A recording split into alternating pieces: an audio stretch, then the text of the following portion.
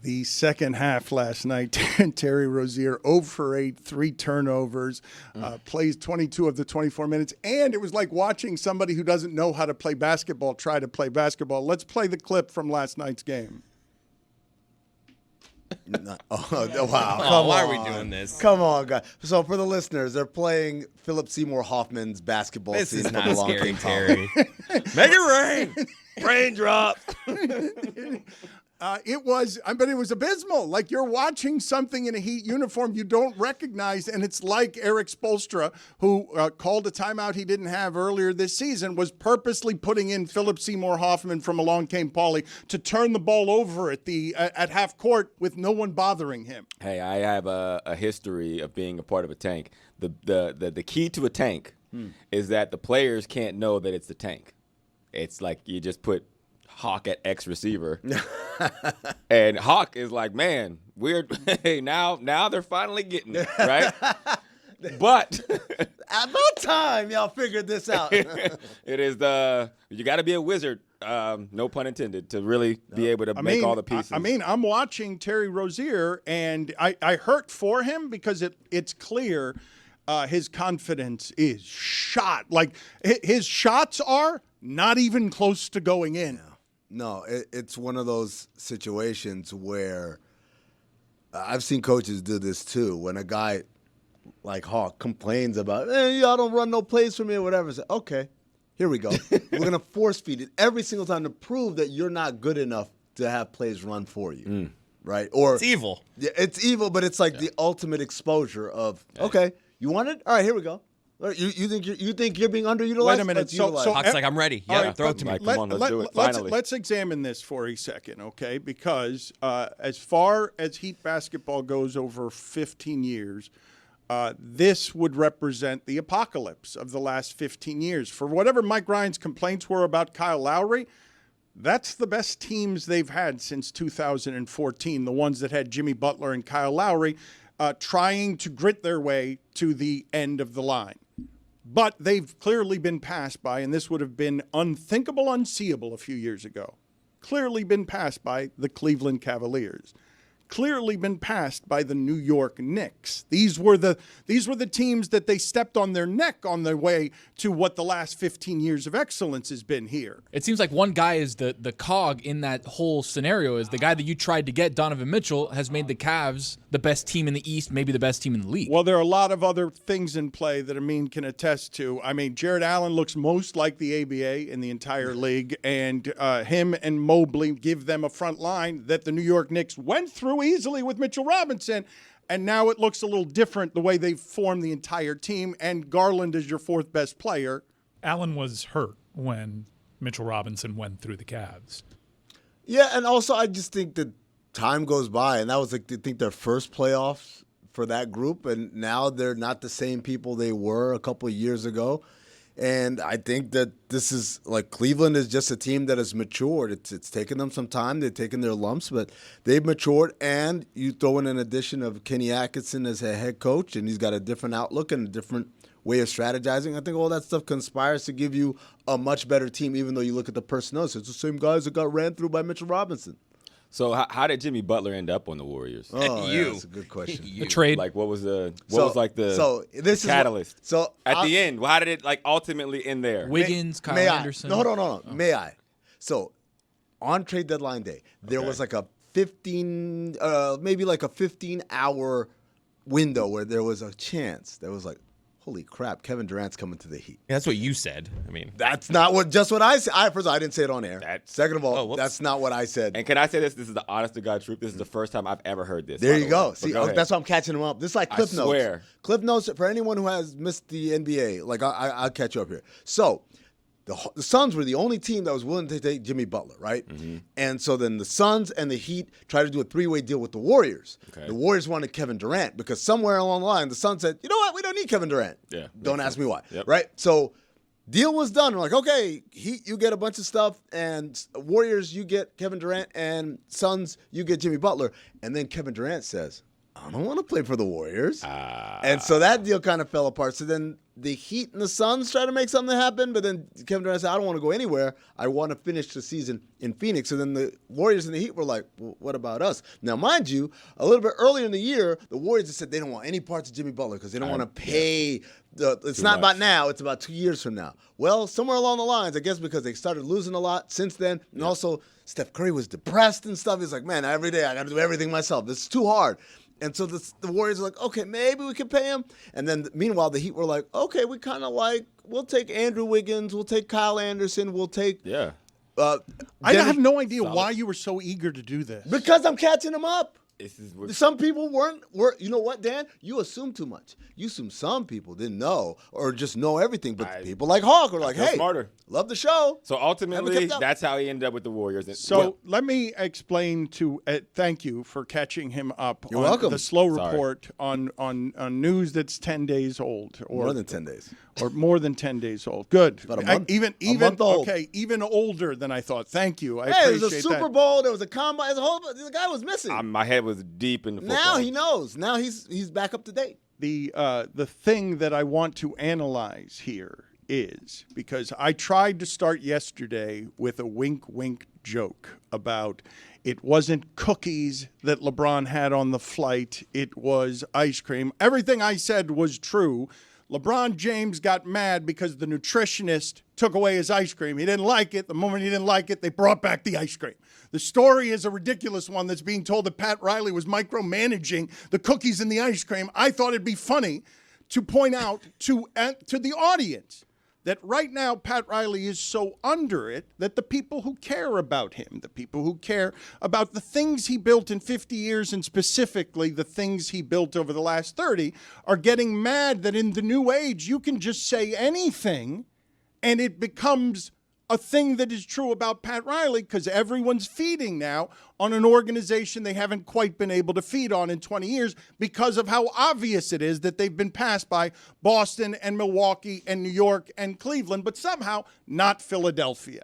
And I'm asking you too, as experts in sports and experts about what it takes to continually get to excellence in sports. I saw Jimmy Johnson at 50 say, this is too much for me. I don't like it. The life balance, what it turns me into, don't like it. I'm going to do television for 30 years. I saw Pat Riley try television with Bob Costas for a year and say, I don't like that. I'm going back to the grind. He's 78 years old. There's literally no reason for him to be doing any more of this except he can't quit it.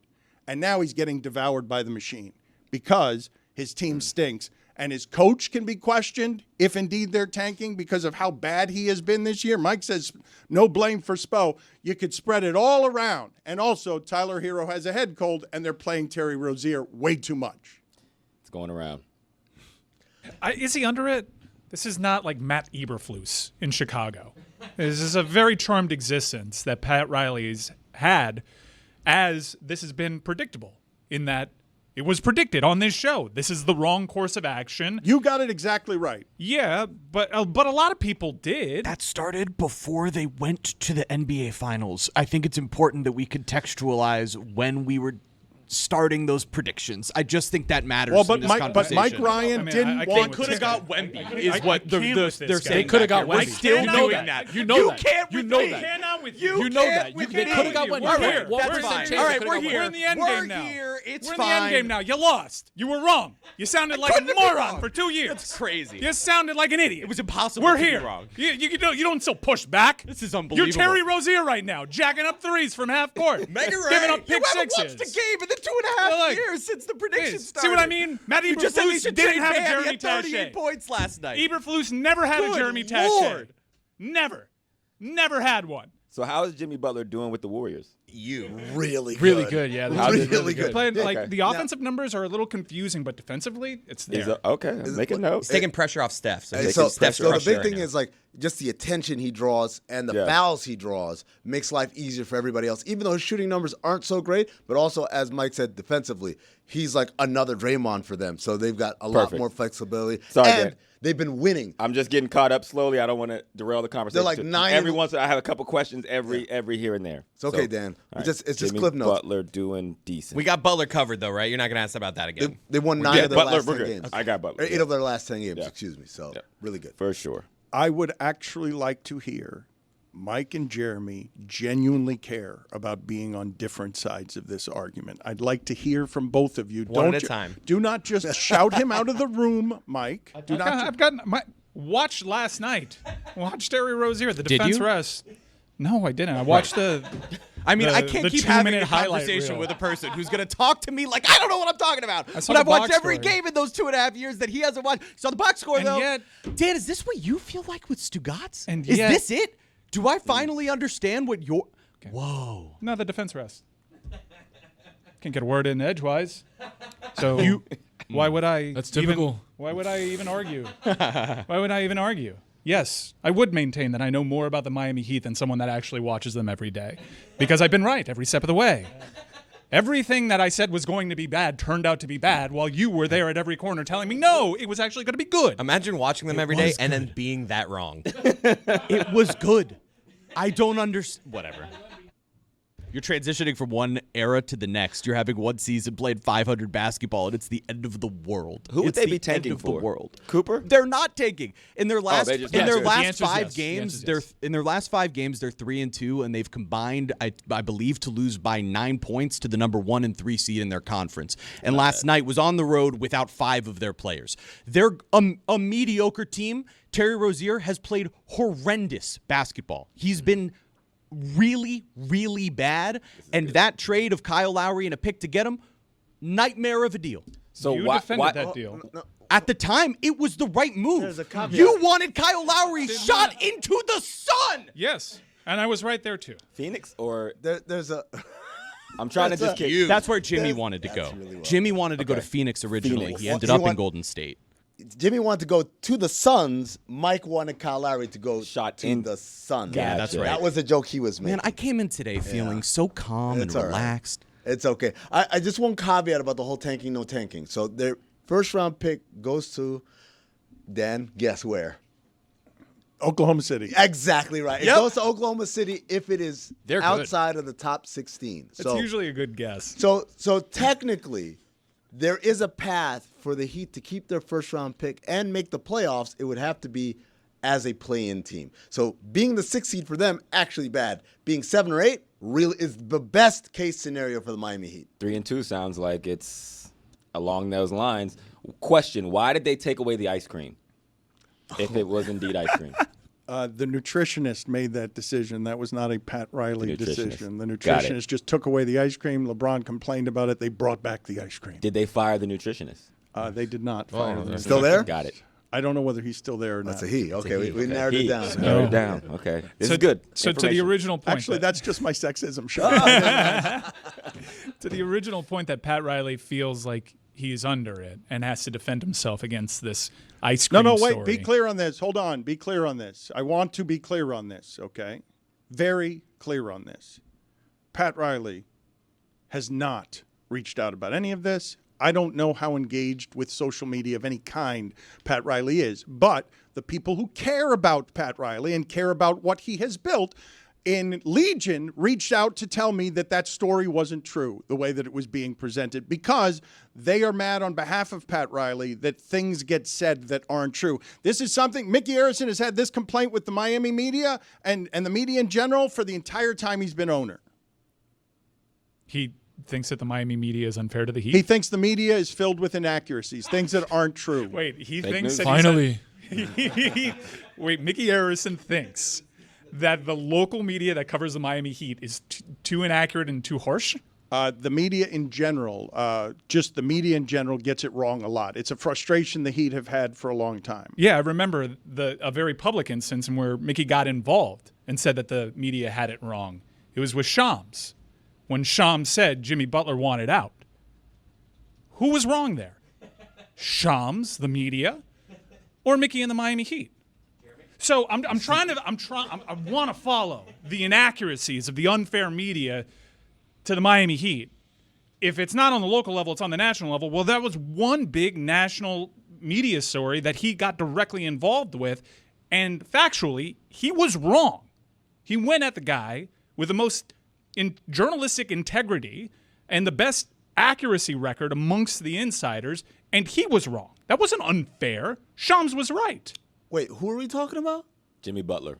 Jimmy Butler didn't go out at anybody. No. We're talking about No, I'm talking about Mickey. Because when Sean started reporting, Mickey and the Miami Heat and Pat Riley put out a press release. They were very aggressive in that this is not true. Right. Even Bernie Lee got involved, playing both sides. Well, yeah. The I don't know how. Look, you're caught up. I'm getting there. Not quite yet. That was But Sean Connery, by the I'm way. just saying, like the one, There's still holes. the one public gripe that I know that Mickey took exception to about the media and its coverage being lies ended up being true. Jimmy Butler did want out. This is my opinion of every single franchise, every single owner, every single GM, every single coach, every single player who complains about the media gets it wrong. Yeah. Tough. I like that take. You don't like it? Create the narrative that works, and you know what works a lot is winning. Well, For to be fair, by the way, I just put words in Mickey Arison's mouth. I don't think anyone go. has heard him complain. Oh, I saw him on Twitter. No, he was publicly. complaining. Okay. He was upset about the Shams report. Okay, so and he was no, wrong. but I'm just saying in general, over the last 25 years, when I tell you that Mickey Arison's gripe is complaining about media inaccuracies, I don't know that anyone has heard him say that in his voice publicly. No, he's got a Twitter account. Like he's spoken for himself on this front, and it ended up being wrong. Now he may turn around and argue, well, at the time I was right, but you went at the guy that once reported Trump had COVID before anybody else. Well, like, they're like a psycho. So that people like just understand, since Hawk is asking. So whatever it is to have a poisonous work culture, you guys help me here because you guys have worked in professional sports. But I will tell you that the relief in that building that Jimmy Butler is gone, not just because of what's happened over the last couple of months, but because of how things were bent to him. And if you talk to enough Heat people, you will know that they felt like they were dealing with something, and they were not saying this publicly in any way, an unstable ingredient that they used as a furnace and fuel to get to the championship. And then when it became about money problems, nobody wanted to be at work.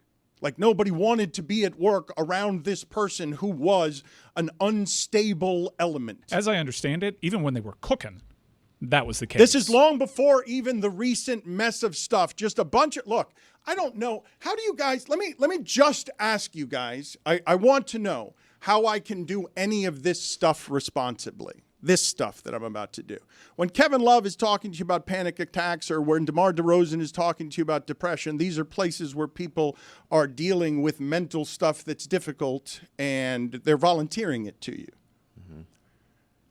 How will you guys recognize, outside of Antonio Brown and some stuff, when one of these ingredients that is burned through this furnace of sports has become what it is? And if you ask that person, hey, should you get some help here, just like some help, it's not an insult. It's just, can you get some help? Can you get some help in a place that like, how do you navigate that conversation privately? How do you navigate it publicly if somebody doesn't actually want to have it with you? You're a little vague here, Dan. What exactly are you talking about? I am talking about whatever difficulties are presented by Jimmy Butler in private that we'll never have any idea about, because you've got one of the most private organizations in sports, and they cannot, and they certainly can't do it now because it would be smearing, but for somebody to tell the real story with all the details that would make it known what it's like to ride the furnace of Jimmy Butler in Chicago and Minnesota and in Miami without it being a protection or both a defense of the Miami Heat and a smear of Jimmy Butler. How do you walk that line? You're reminding me of something where I think Mickey Arison has a point.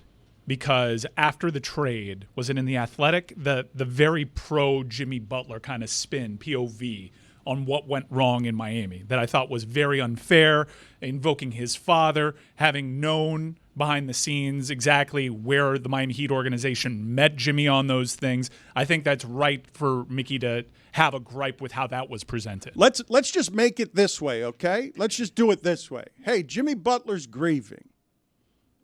A person who may or may not be introspective about this, Jimmy Butler is grieving. How do we handle that as an organization? Just make it that simple. Don't even make it any more complicated where the combustible stuff is. Just Jimmy Butler's a little broken. How do we tell him to go get help or go talk to somebody about what he's going through? How do we assist that person? I don't know if that's the organization's place to do that.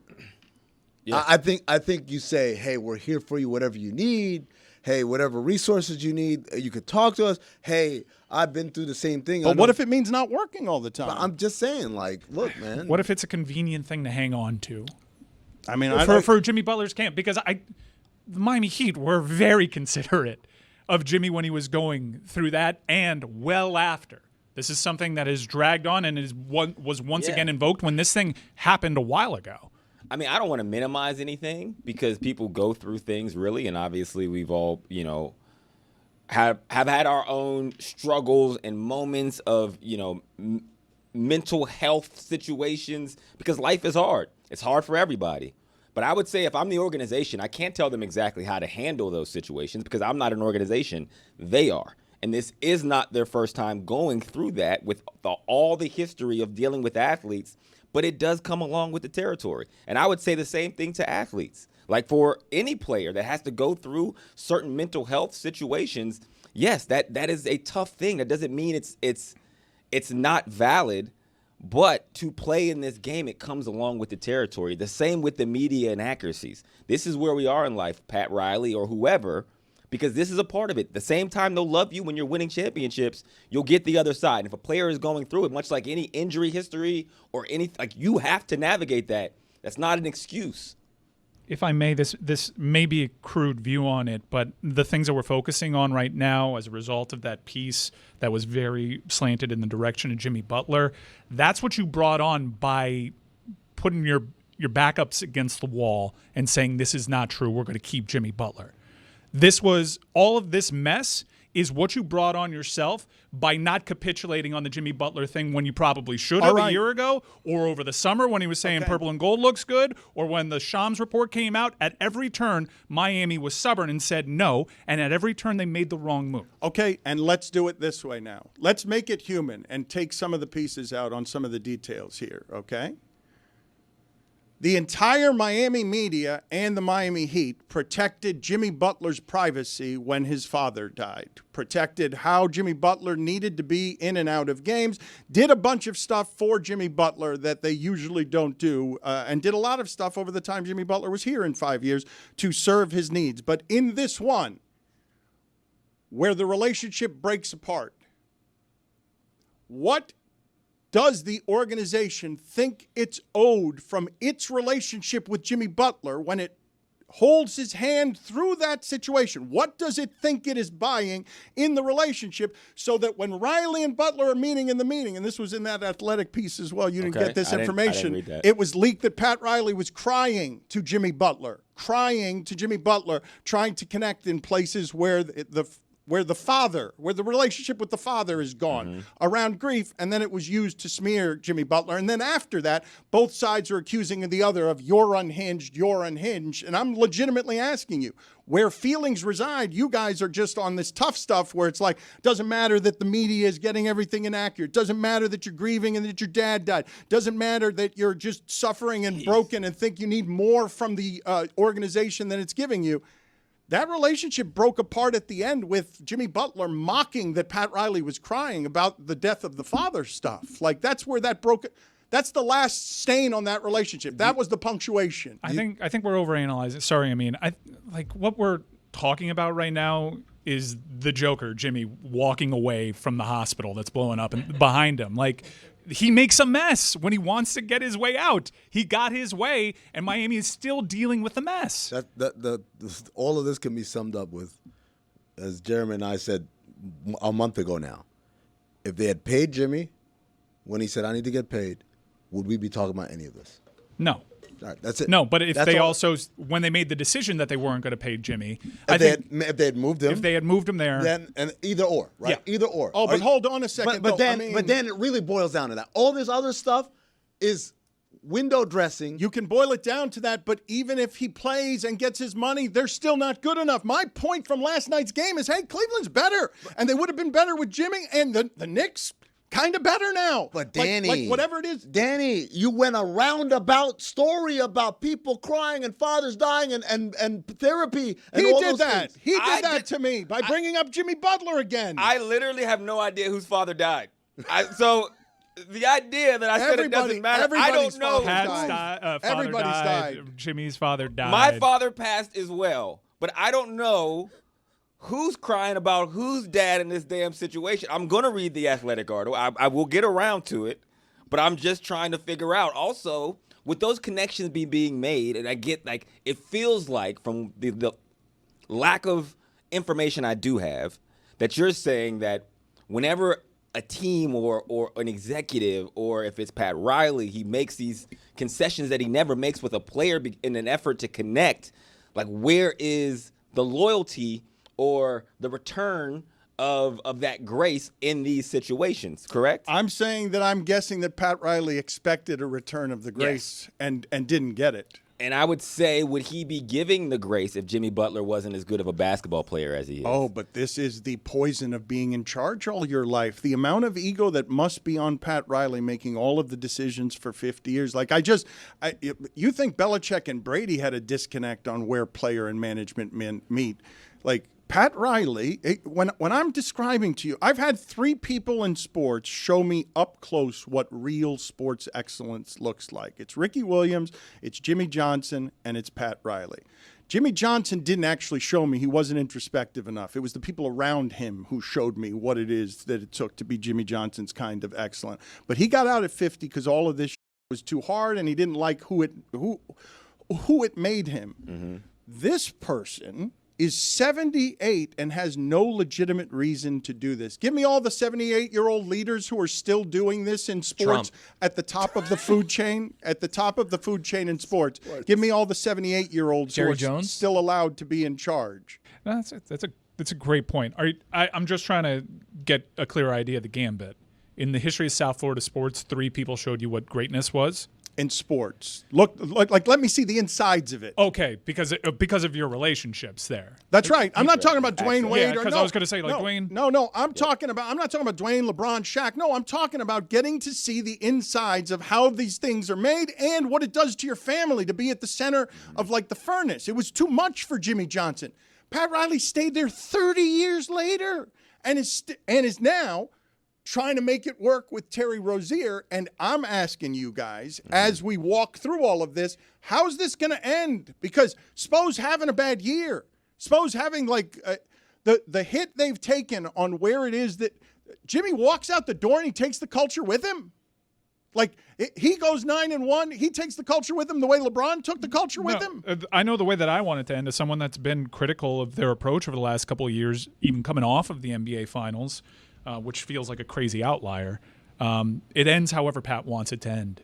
He made this franchise relevant. He's won 3 titles. This isn't that bad. They're still in the mix for a possible playoff spot. And I would say in terms of like a vibe check, this is probably the worst it's ever been. And that includes the year that they were tanking for Beasley or Derrick Rose. It's really bad right now, but he deserves all the time that he wants to get it right. And if he decides that he wants to bow out gracefully, he's entitled to that too. There is no one here on this show, and I don't even think it's a real good faith argument on the internet. You may find like an egg or 2 on social media, but I think South Florida is pretty much a consensus opinion that Pat Riley gets to write the end of his story however he sees fit. The organization is in a weird place right now because they didn't get the ending that everyone would have wanted with Jimmy, whether that was a championship or whether that was moving on before having to have the ugly divorce. But Riley put himself now in a position, with that trade or not, whether the rest of this season is any good or not is a separate question. But he has one more opportunity this offseason to leave the team retooled or see through one more build of this, however he wants to go about it. But they're not in shambles as an organization. They're not even in shambles as a team outside of their health at the moment. Yeah, Dan, this is cyclical, right? There's no team that gets to be consistently awesome every single year. This is how this thing works. You're going to have down years, right? If we look at what are we looking at? Are we looking at a snapshot? Are we looking at a calendar? Are we looking at an almanac, right? If we're looking at a snapshot, yes, the Heat are down. The Knicks are up. If I give you the last 5 years, I'm not even like a long time, 5 years. I think we can agree that the Heat have had a better 5 years Oh, than the but Knicks. I'm looking at the next 5 years. Like, I'm looking at half a season. But that's my point. But Mike Ryan's been telling you, for 2 years, he's been telling you, and we've watched this happen. It's pretty rare for it to happen this way. In the bubble, we saw Boston and Miami met at the rim. Tatum was blocked by Adebayo. These were equals. They somehow were equals. And then Boston just passed them in a way that right now leaves them in a place we have not seen in 15 years in this market. I would say that talent-wise, they were never equals. They were always, and I said this and everybody got mad. I said, great point. They're way more talented than the Heat. The Heat win because they're disciplined, because they execute, because they get people who fit the way they want to play better than any other organization in the league. And they were able to extract value out of we do it right more often than you do it. And you guys are talented, but you'll wilt under the pressures. Now, what Boston did over time was, their talent just got stronger mentally. They took the lessons from it. I mean, Right. they had to change the dynamic of their team. They made changes in, like, I won't call it the margins. They made little changes here and there. But also, Tatum and Brown got better.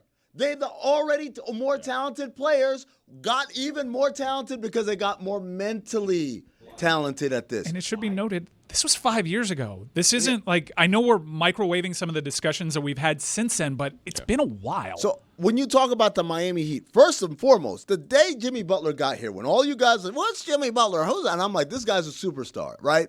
I also told you the reason you get Jimmy Butler is A, he's a superstar, and B, he makes it so that the next superstar is like, okay, I'll come play over there because now you already got one. They never got that next one. They never got the next one. So if you want to sit here and adjudicate how everything happened, it's because it was always an incomplete grade. It was always, there's still one more submission that never happened. Not due to any lack of effort by them. They tried to get Donovan Mitchell. They tried to get Damian Lillard. They tried to get Kevin Durant. But guess what? None of these teams are beholden to helping you. So I hate when Mike was like, these guys can't land anybody. Dog, it's not up to them. It's not like it was a free agent visit and they said, I'm going over here. Okay, that one you can drop the ball. Yeah. But when you're talking about acquiring someone, a superstar via trade, you are dealing with the superstar, you're dealing with the other team, and you're dealing with every other team that's offering things that you may not have. Totally understood. Like a zillion draft picks. Totally understood. And so Mike, while you're right in saying, hey, this team isn't talented enough, Dan, you are also right in saying, hey, they're trying everything.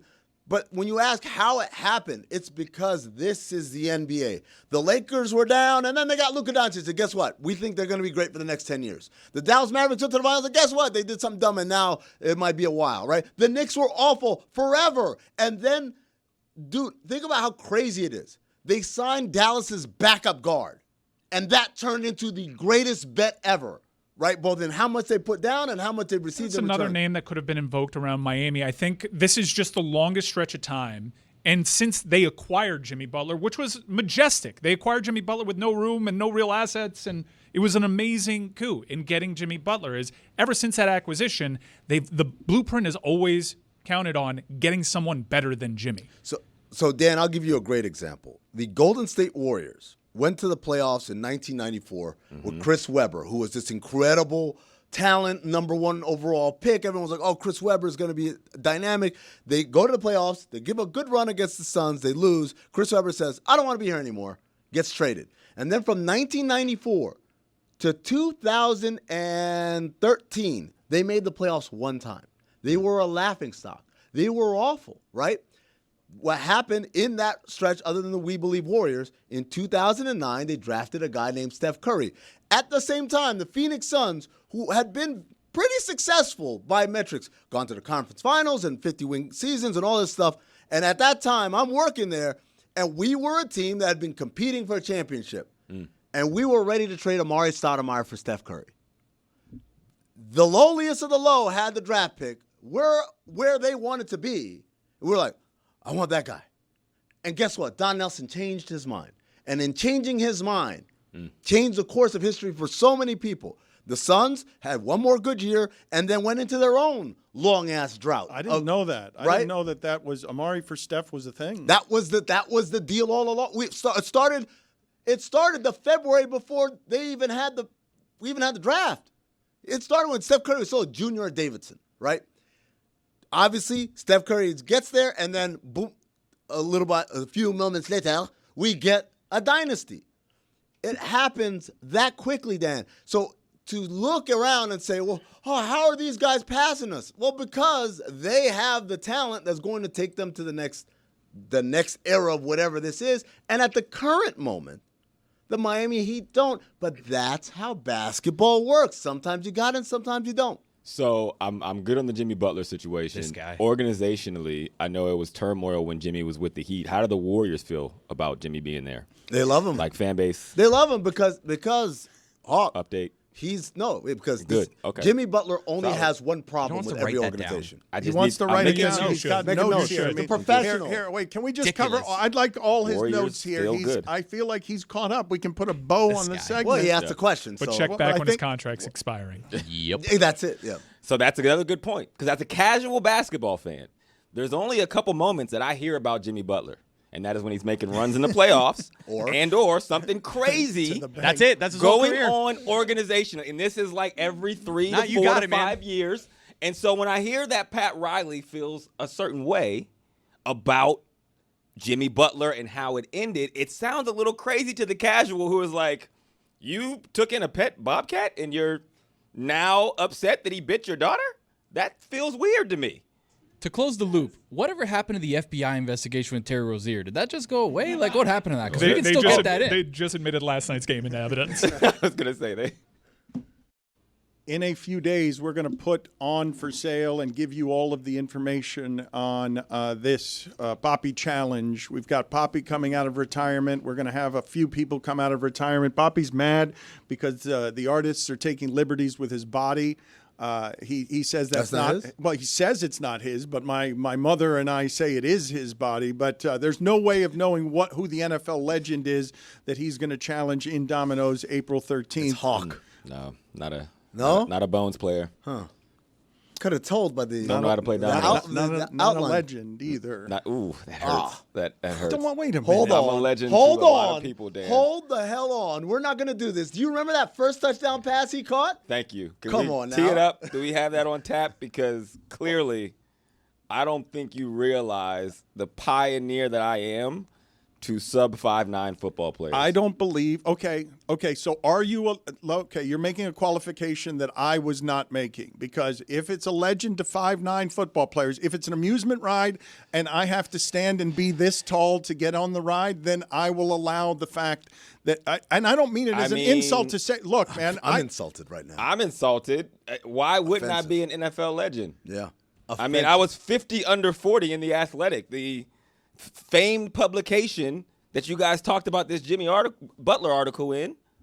That sounds like an NFL legend to me. Then Hawk was offensive. You're offensive. Thank you. I mean, continue, Dan. By the way, we can't play NFL clips. We can apparently play Along Came Polly, but we can't. No do that sound, with the though. NFL. No sound. Yeah, that was no sound. Make it right. Luckily, my highlights don't need sounds.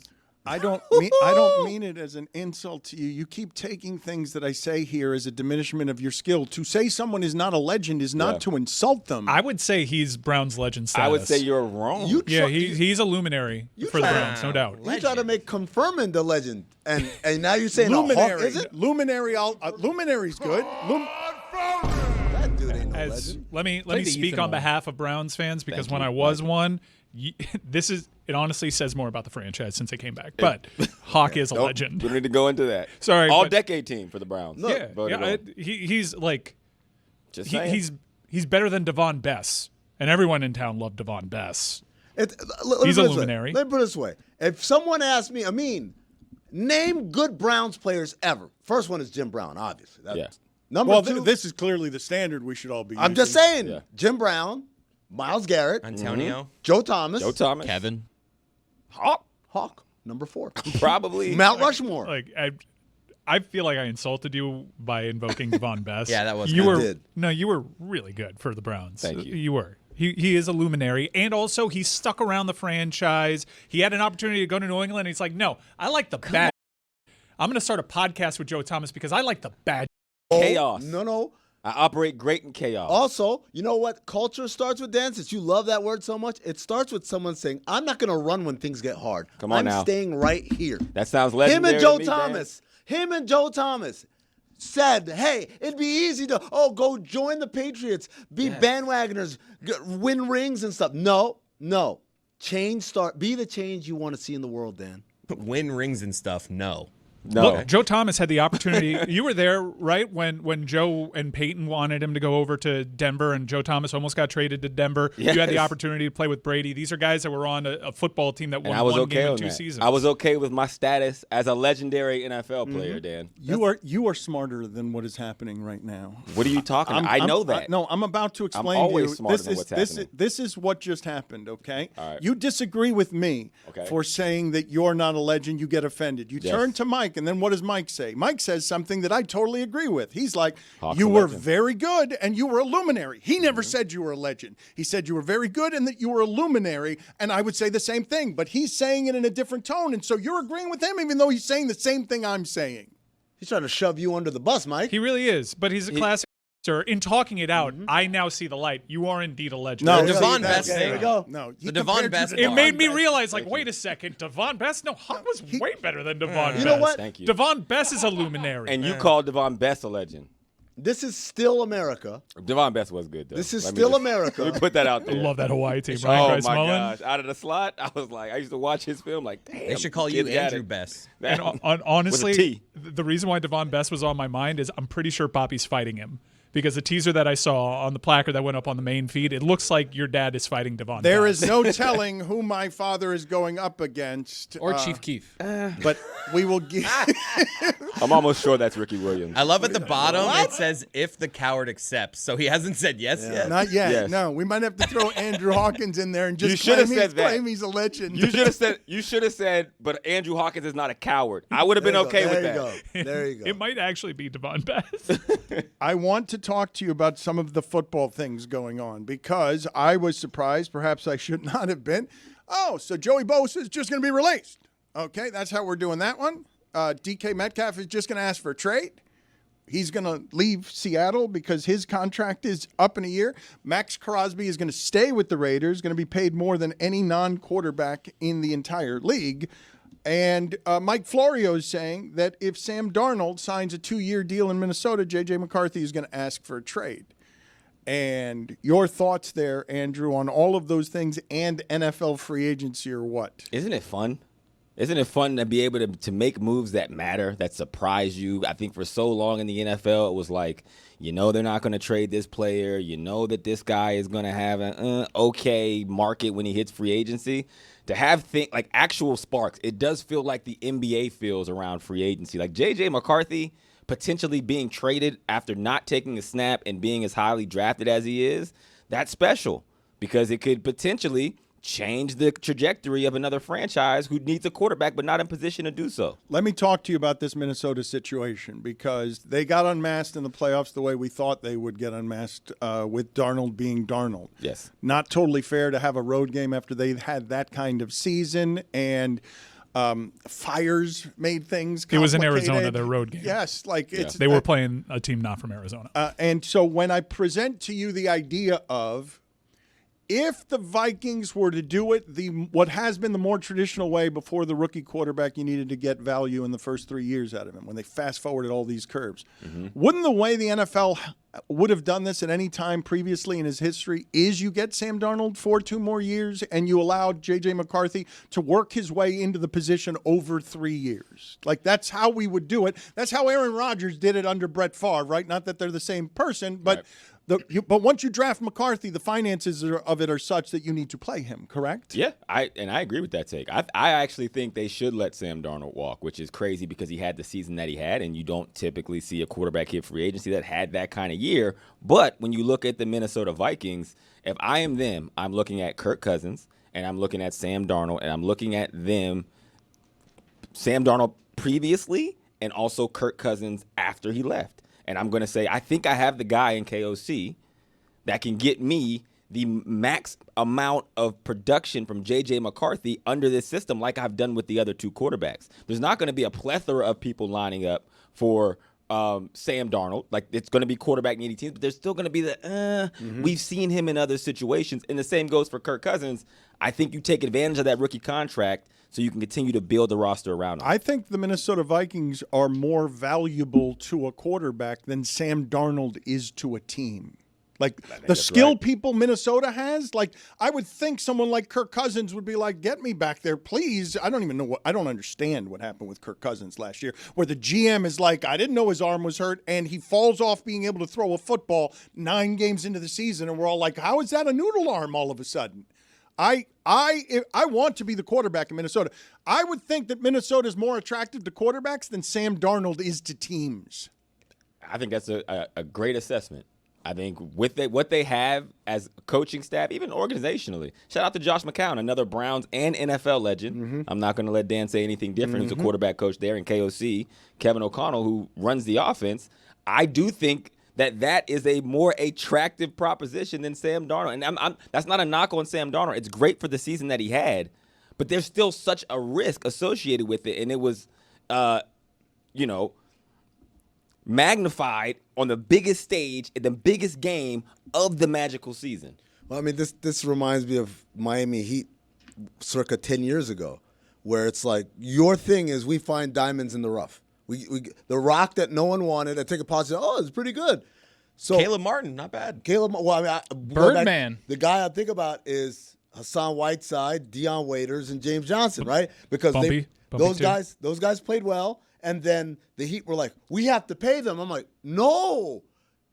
What their going rate is that? Okay, have fun. Congratulations. I hope you have a great career somewhere else and get paid what you need to get paid. They finally learned that lesson. So the Vikings are saying, wait, hold on. We're the ones that make Kirk Cousins look like this. We probably did the same thing with Sam Darnold. If someone wants to pay him that, via con Dios.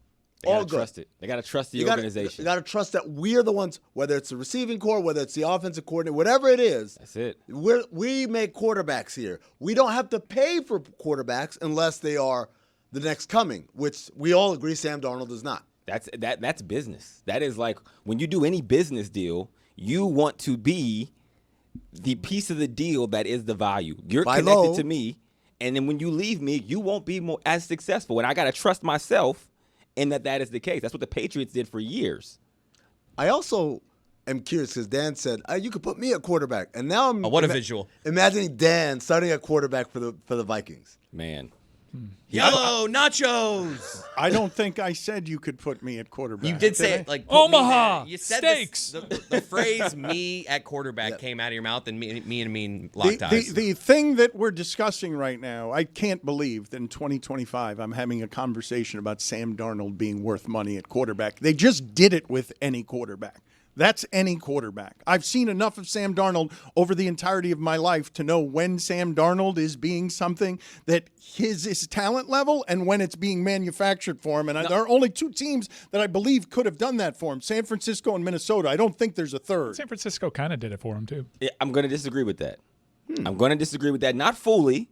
Number one, I don't believe Dan could play quarterback in the NFL. I am 1,000% certain he could not do anything. I could throw a bubble screen, just a quick bubble screen. No, it would be pick That's a six. big bubble. Okay, as an NFL legend, I can promise you, you will not complete a bubble screen. All right? Number 2, what Sam Darnold has, because, I don't want to position him just as a pedestrian. Like, yeah, he's not lived up to the expectation, and that is how you judge players. From where you came in your expectation, how below or above you get to that. Last year was the first glimpse we saw him above, but he has the tangibles. Whenever you're drafted top 10, you have the physical tools to be elite. And that's what he showed, that to your point, when you mix that with great offensive strategy and a coach who understands quarterbacks and how to maximize it, you take advantage of that elite level talent that not every quarterback in the NFL has just because you're there. Hold on. You're telling me that Dan can't hike and just throw a quick pass out? No. Absolutely I think he could do that. Now, he might get killed on that. Both things will be true. He will be killed, and it won't be completed. Okay, so listen to me. Right, you're correct, Andrew Hawkins, that Sam Darnold, was he drafted 6th? He's got a skill set that would get you drafted within the top 6 in the third overall. Top 5. All right, 3rd overall. So that skill set is not up for dispute. I'm just saying that there are a lot of quarterbacks that I can grab from any pile of top 3 picks who haven't had success, and I can do with them what Sam Darnold has done, because my analysis is not unlike these announcers who were calling the playoff game and had it all figured out from outside the pocket. He's holding it too long. Just run. Throw it, man. Blue cheese. Blue cheese. Red No one- velvet. Red velvet. I'm doing a thing, Dan. No one out pizzas a hut. No one out pizzas the hut. That's damn good. Look. That's damn good, Mike. Did you say look? Yeah. We've been talking a lot of great football, and I've actually recused myself from talking because this whole segment, nobody should have been looking. I don't get why Hawk doesn't get it. Don't look now. Hawk doesn't get it. Don't look now, buddy. Don't look now. Oh, It's man. time for Don't Look Now. It's time for a new game. Don't look now. Well, that's it? That's our imaging? It's time for a new game. Whose voice is that?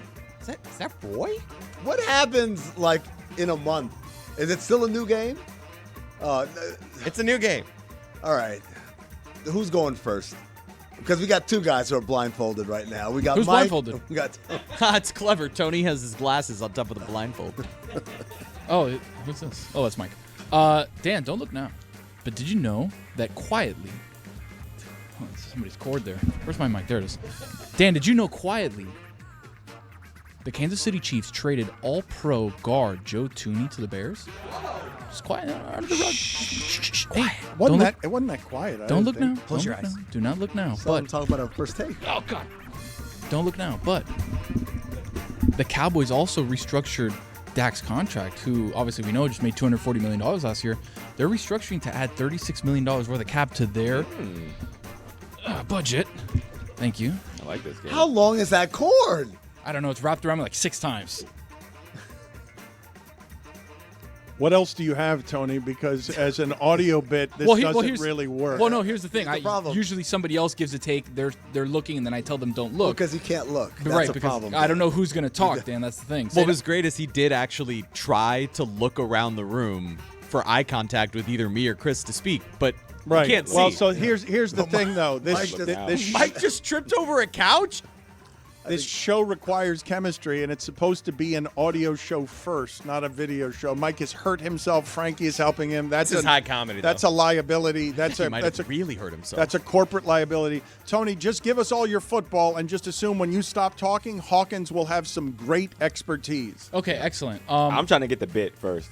Well, the bit. Are you looking? He's I don't trying. know. He's trying to look. He's These are wearing prescription a glasses? monocle of some sort, so he's definitely looking. He's looking not. He's I not. might be only- looking too much. He's not. Well, you are looking too much. Oh, You're- he's you're- using Skipper's glasses. Those are the ones that Skipper uses. I do believe you can use those. Yeah, they're prescription, so I can't see. You out can't. of It's them. don't look now. Don't look Don't. now. He's Yeah. not, look because he now. just told you the prescription. You That- can't see I through can't him. see so anything. Technically, he's not looking. Yeah. Excellent. And by the way, Dan, I'm obviously listening through auditory mediums because I can't see. The show's working perfectly, by the way. Yeah. Okay. Just letting you know that because Okay, you're but- watching. well, I'm not but- watching. but- I'm but listening. But He's got you there. I don't like excluding the audio audience with video bits. I'm with them. I'm with them right now, listening. So here's the thing: we have a lot of free agents, a lot of big names moving around.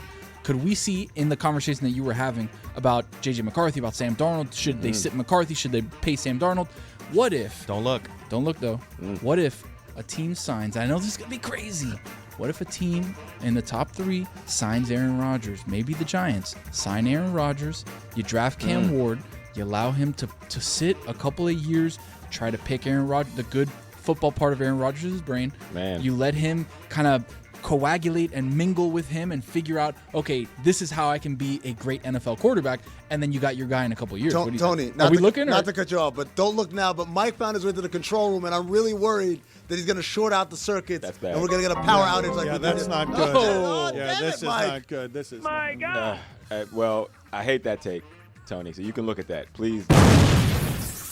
Mike, stop. Mike, my Mike, God. stop hitting You stuff, hate that please. tape. Please. The cameras are out, Cameras so are now out. it really is an audio medium only. Okay, 'Cause stop. Mike Mike. was in there. All right, let's finish up. Let's finish it up. Don't look now, but Is that That's to you, me? Tony. yes, Yeah, Tony. Tony. That's to can't- you. I mean, I'm not looking, Dan. That was an audio toss. Yes, it wasn't I audio toss. Couldn't but have Hawk- made it a lot easier than that. But It's here's your the thing. segment, Tony. Yeah, well, it's everybody's segment, Dan, by the way. But Hawk said he hated that take, so I was allowing Yeah, Hawk to I not look and appreciate give that. me the take rebuttal. I do not want Aaron Rodgers ruining my rookie quarterback. He is not at the I'm going to mentor you and make you better stage of his life. Let me make this make sense for Hawk. Please. This segment is presented by Smirnoff. It's the world's #1 vodka. Please drink There it responsibly. is. So now the glasses really make sense. Don't look now. What are your thoughts on the Giants being that? I want to go through a bunch of football stuff with you. Aaron Rodgers to While the looking Giants. or not looking? I want to be done can with. look now. Don't look. Don't look now. Do you want my answer, Dan, or? I do not. Oh, okay. I want Andrew Hawkins. I need Mike back in here. I need him to stop wandering around the studio knocking over sounds. And I need Andrew Hawkins. This Splash. is professional football expertise. Yes, legend. Not legend, Come but on. top of the media game. All right. DK Metcalf requesting a trade. Your thoughts are what there? If I'm the Seahawks, I entertain it. I don't think they're incredibly close to a championship because of their quarterback situation. Not that it's bad. I like Geno. But if I'm them, I'm collecting assets to make a rebuild to actually put you in position in a conference that has the Rams or division with the Rams and obviously the 49ers. Now, if I'm DK, he said he wants to go to a contender. There are very few that actually have a chance. So I'm curious of which offense he could actually fit in his style. I don't think it's the Ravens. Bills, that doesn't feel like a fit to me. And really, it's Patrick Mahomes. When I'm talking about like who has the best chance of making a run at this, to me, it's those three teams, unless the Philadelphia Eagles are saying A.J. Brown could want to go somewhere else, and that's their solution to replace him. Houston? I mean, I think that Nico Collins, to me, He's your alpha one already. Nico Collins is not a big drop-off from DK, if a drop-off at all. No, he's not a drop-off at all. But I don't – if you're just going to a contender, does it assume that DK has to go as a #1 to a contender? Like that? Yes. Because it does assume that because Philadelphia just won with 2 #1s. And when he's asking to be a #1 and I see Cincinnati's franchising T. Higgins – and I'm watching, are we going to do this the Saquon Barkley running game way, or are we going to actually try and do something where the secret is that we're going to have 2 #1 wide receivers? Because I don't the Seahawks were mad, evidently, that on the day Lockett's retiring after 10 years, regional legend. Yeah, he's an NFL legend. I'm not going to let you disrespect. Lockett is not an NFL legend. He's a regional legend. There's a height requirement for you to consider somebody a legend. Is that what it is? Put it on the poll at Le Batard Show. Is there a height requirement before you're willing to make someone a legend at Le Batard Show? Name me some more consistent wide receivers over the last decade than Tyler Lockett. Ridiculous. I love Tyler Lockett. I'm not saying he's No, very, you don't. You very do not good. love No, Tyler listen Lockett. to me. Yeah, put it on You the poll. do not Does love Dan Tyler love Lockett. Tyler Lockett? You don't. He does not. You Very don't. good, luminary, and the #2 receiver on his own team. No, he's a Seahawks legend. Again, regional legend. I said that. Regional Well, legend? it feels like you're cutting him a little bit. It is, because the Seahawks are still in the Tyler the NFL. entire Lockett, PNW? Tyler Lockett was never their #1 receiver. So what is it? You only think Hall of Famers are legends? Is that what the I mean, criteria is? generally, that's where. The I mean, definition, no. All right, so then Generally, change it to that's Hall not- of Famer, man. What's the definition? Like if he led the team in receiving yards, that makes him the #1 receiver, doesn't it? Okay. How many times did he lead the team tell you in right now. receiving yards? But 'Cause- while we're at it, That's if you're saying such Hall a no big deal. Just how many no, times but did he do it? how many 1,000-yard seasons does Tyler Lockett? I'll stand A down. lot. He's got 4. 4. That's good. 4 more than you have, Dan Le Batard. A Lockett. Yeah, that is He's a- true. He's a third-round pick. This is not a diminishment of Tyler Lockett to say he's not a Hall of Fame legend. No, They call- it nobody wasn't said a Hall of Fame.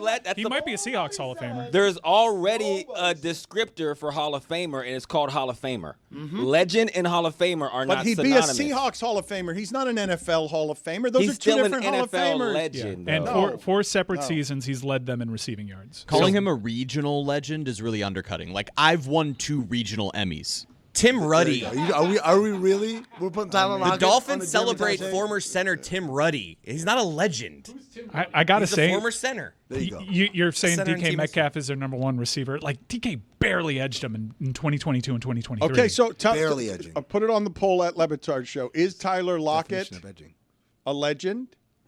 Just Yes. a question mark. I want to ask you the question I was asking you before. Okay. The Seahawks were mad that Adam Schefter broke the news of Metcalf's trade request on what was supposed to be the celebration of a decade-long career that, whether I diminish it or not as legendary, regionally had an emotional tie and connection to the community.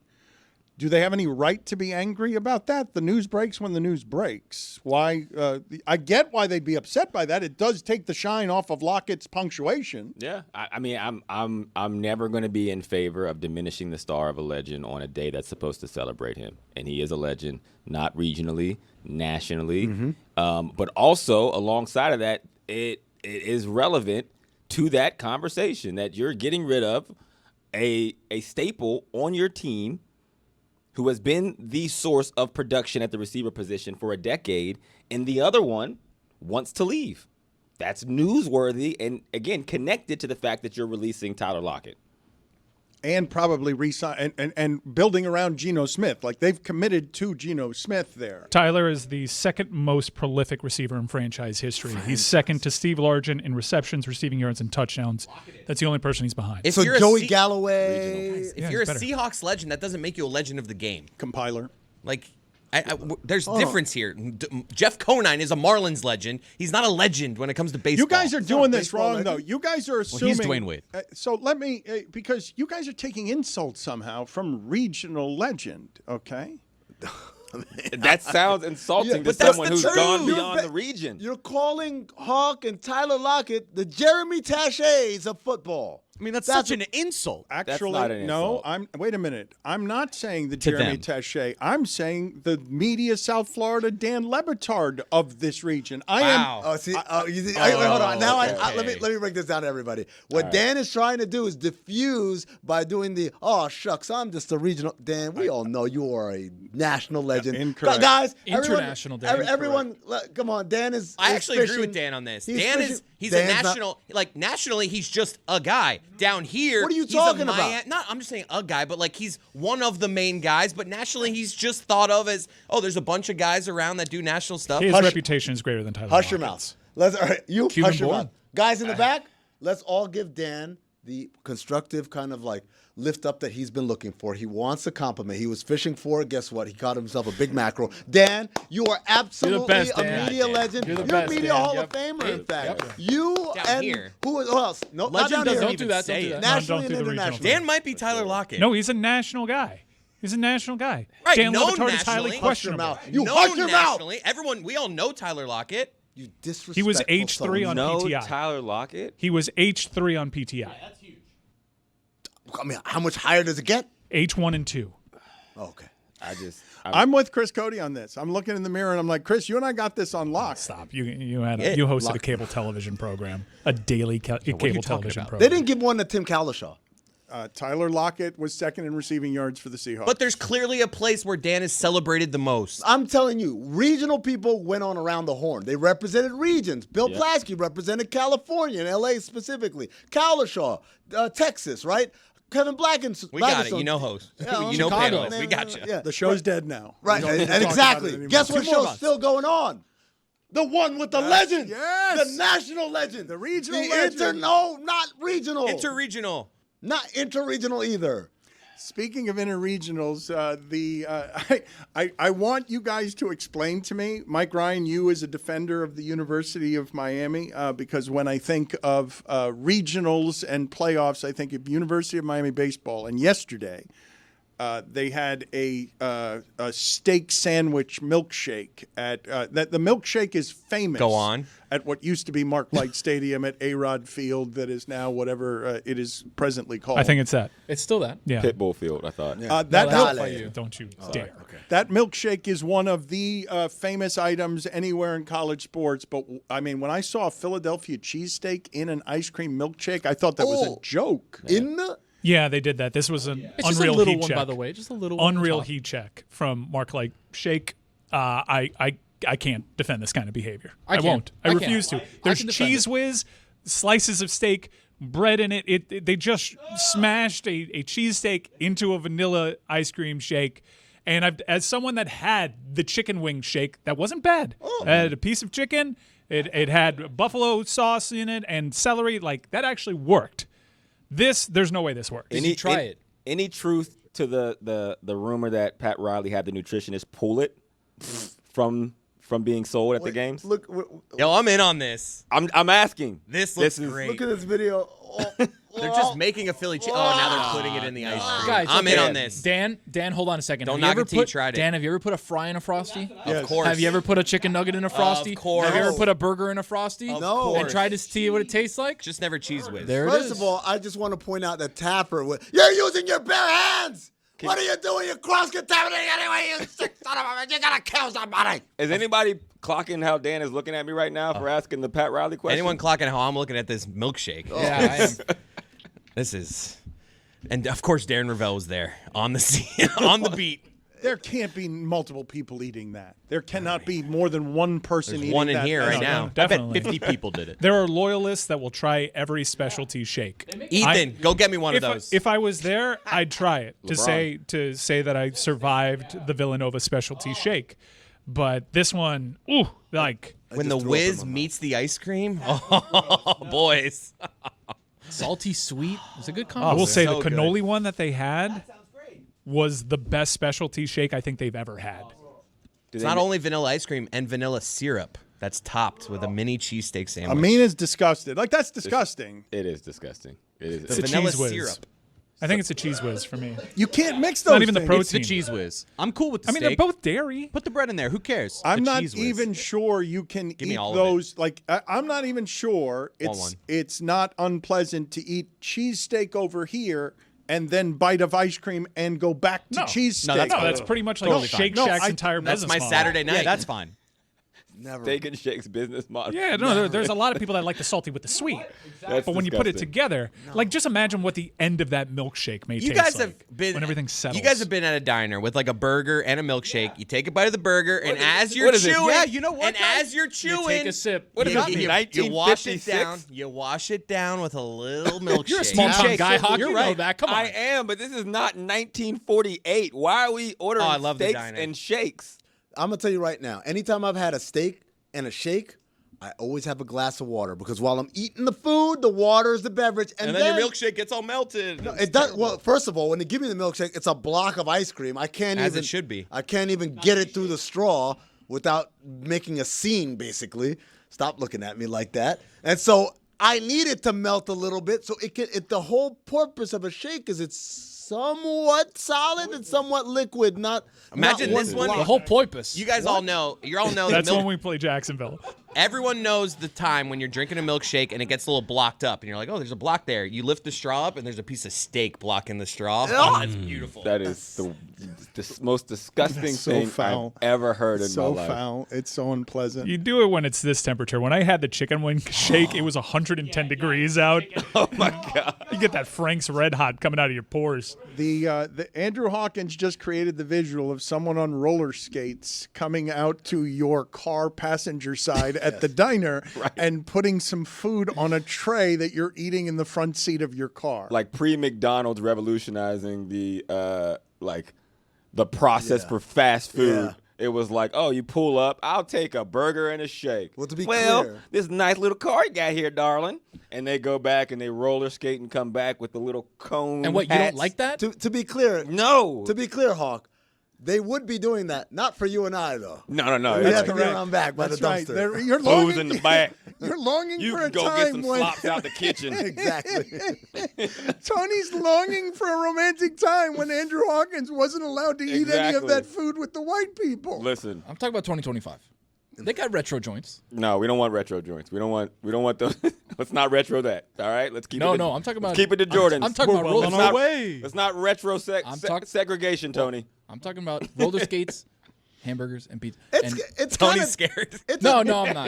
No, but hold on. It is America's back. a dumbass like business model, right? It's like, terrible. How can we get the food to them faster?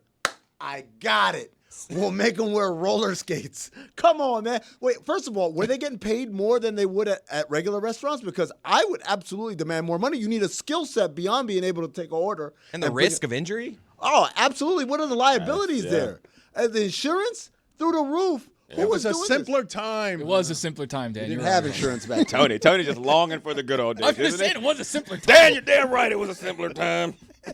They still do it at Johnny Rockets. If you go to Johnny Rockets, they're still roller skating I have around. never seen a Johnny Rockets that wasn't in a mall. No, That's Well, true. that's also true. They're all in Orlando. Wait a minute. You say they're still using roller skates at Johnny Rockets? They're still doing that curbside? Look, you guys like to make fun of me about an assortment of things, but just last week I was telling you Hooters can't be doing well, and then they go bankrupt 2 days later while you guys were That was arguing. inside info. I think you had a tip. Hey, you had inside info. He had a Hot tip. tip. What is happening He went there. with Johnny Rockets? Is Jeremy making that up? No one's still doing the rollerblades, are they? Rollerblades. When I was in They're college, full at of the Buck very Rogers least, over my there. my then girlfriend, now wife, had a roommate who worked at Johnny Rockets, and she had to work every single day on roller skates. So I can try to confirm through her. Did you do the smiley face Haven't talked to ketchup? her in about 10 years. So we'll Smiley figure it face out. ketchup. Yeah, of That's course. always a winner. The only time I've actually eaten at a Johnny Rockets, I take that back, Jeremy. There was one. I was scouting. I think I went to a Villanova game or a Temple game in Philadelphia, and I had to go eat. So I went down to wherever Philadelphia fooderies are, and back then it was like cash only at all the cheesesteak places. I'm like, all I got is my corporate card, man. I need to charge this. I'm not paying for this out of pocket. So I ended up going to a Johnny Rockets, and let me just say, one of the worst meals I've ever had. That's not true. They Taking burnt out the out of that burger, man. No, man. It was Johnny dry- Rockets is solid. It was dry as hell. He's man. back. Every man. Come back. on, Hold man. on a second. I'm a burger connoisseur. Please make no I mistake. love burgers. I would you know never put burgers them better in a than I shake. do. Yeah, I will crush you in burgerdom. Okay, Johnny Rockets though. You don't know my burger. is a fine food establishment, and actually in Cincinnati, you could the get only the one. naked wings at Johnny Rockets, and you know what it was called? The Pac-Man Jones Special. Because Pac-Man Jones would go there and say, "I don't want any sauces," and I'm sure he said it aggressively. Oh. That's my guy. He don't do. I He only thought- does aggressive. I thought it was because of the strip club in Vegas. No. So he Close. got the naked wings, and I would go get the Pac-Man wings when I was at Johnny Rockets, Who- and they tasted amazing. By the way, every time we do anything, sorry, Dan, anytime we do anything as a show, or we're going to McGillicuddy's or whatever, right? And it was like, what do we got? We got mozzarella sticks and we got da-da-da-da, we got wings. The wings are always bland, flavorless, seasonless, sauceless. Whose fault is that? Dan's. He can only have Yeah. the wing itself. He He can can't only really have the the wing. sauce. Then can we get Dan's separate wings and then the rest of us get something like some lemon pepper, King some eats hot first, sauce? pal. Maybe they should That's name him. that's a legend. No, They should name him you know after what? Dan, Reach like a legend. like a local How about you local host legend. Amin Al-Hassan is highly questionable, and then you can have the wings how you want it. Stan corrected. You know what? He's absolutely right. You know what? I should be purged, Dan. I should be punished. I should be flogged because I disrespected a national and international legend. Not a regional one, Christopher. A national, international legend. The wings should be any way you want, Dan, just like this show. By the way, back to you. Andrew Hawkins. Why is Joey Bosa being released? Because we all get old, man. It just comes along with the territory. At some point, every local joker, as you like to describe NFL football players, every local joker will eventually get released. And that's essentially what it is. The money, you try to get out before you're overpaying for an aging product. And that's the situation with Joey Bosa. The Chargers defense was very good last year. Khalil Mack has been very good there. Their pass rush Free is agent. something that I fear, and Jim Harbaugh isn't going to be able to recreate defense like that. They had a legitimate pass rush at a time that we're valuing it so much that the Raiders, who are not in any way close, the Raiders have not made a playoff game or have not won a playoff game in 24 years, longer than anybody, just gave Max Crosby, who's undisputably great and the closest thing to Sons of Anarchy that there's been in the NFL at the moment, like just feels like Sons of Anarchy, all of it. They just gave him more guaranteed money than any non-quarterback.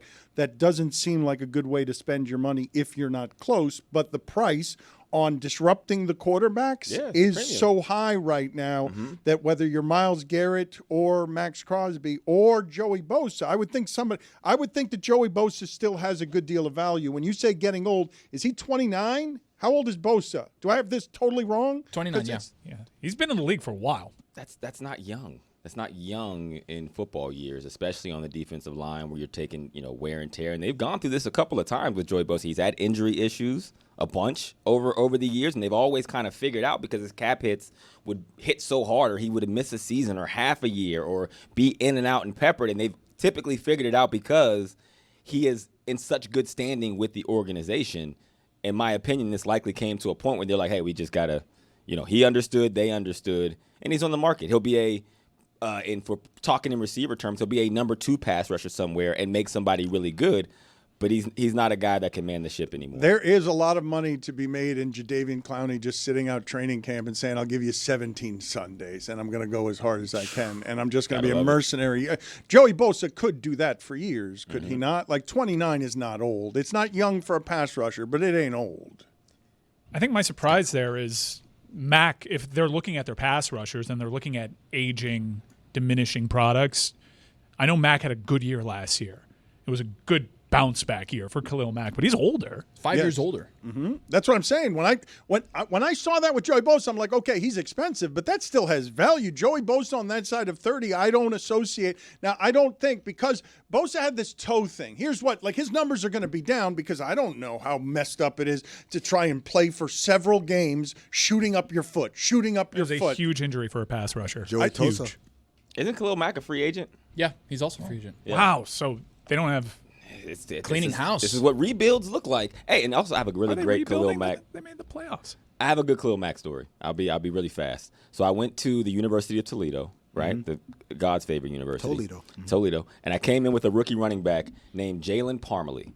He's from Midland, Michigan. Is he related to Bernie Parmalee? Not related to Bernie Parmalee. But I believe they were both Dolphins. But he was drafted by the Miami Dolphins after our senior year. This guy was a freak specimen. I'm talking about 6'1", 230 pounds. He ran a 4.3. He vertical jumped 43 inches. He did not have an ounce of fat on him. Like, when we would be in the light, it was like, yo, that dude looks different than the rest of us, okay? He comes into his own. He has a really good junior and senior year, and he becomes a 6th-round pick. Well, he had these tattoos on his arm that said, Florida-born, Michigan-raised. He was adopted.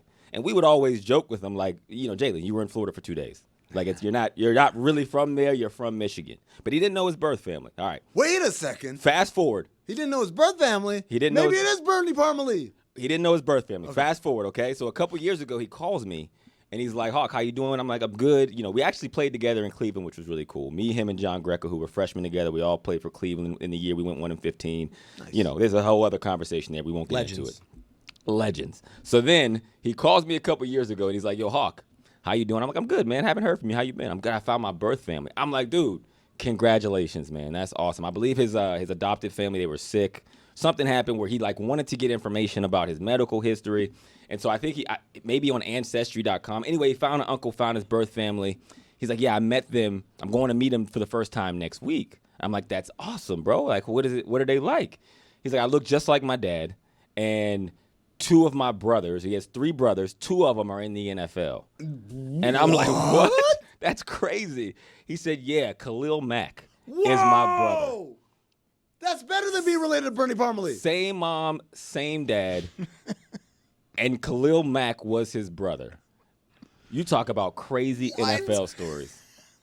It's the height of winter, but it's also a great time to gather with friends and enjoy some Miller Lite. That's right. Miller Lite has the taste you can depend on. No games, no gimmicks, just that beautiful white can and a great tasting beer for people like you and me who love the taste of beer. Because Miller Lite is brewed for taste. It hits different than other light beers with simple ingredients like malted barley for rich, balanced toffee note flavors and that iconic golden color that we all know and love. And here's the most important part for me. I mean, I like all the things, but 96 calories and just 3.2 carbs per 12 ounces, Miller Time is always a good time. The original light beer since 1975 and still the very best one. Miller Lite, great taste, 96 calories. Go to MillerLite.com/Dan to find delivery options near you, or you can pick up some Miller Lite pretty much anywhere they sell beer. Tastes like Miller Time. Celebrate responsibly. Miller Brewing Company, Milwaukee, Wisconsin, 96 calories and 3.2 carbs per 12 ounces. This episode of the Dan Le Batard Show with Stugotz is presented by DraftKings. DraftKings, the crown is yours. Video, please put in the corner just that montage of Terry Rozier playing basketball very poorly. There are a number of mistakes being made here that are unusual for an NBA player. What, you feel bad for me doing that? I mean, we can't have bad games. You don't have bad days, Dan? Oh, but this is the worst player in the league empirically. He just right passed now. it to no one. Yes, he's doing things that are just super confusing out there. Guys, metaphorically, have you not just passed it to no one? The audience, listening audience, I'm sorry, they're doing it again. It's Philip Seymour Hoffman now in a different scene with a lot more people, a lot more black people.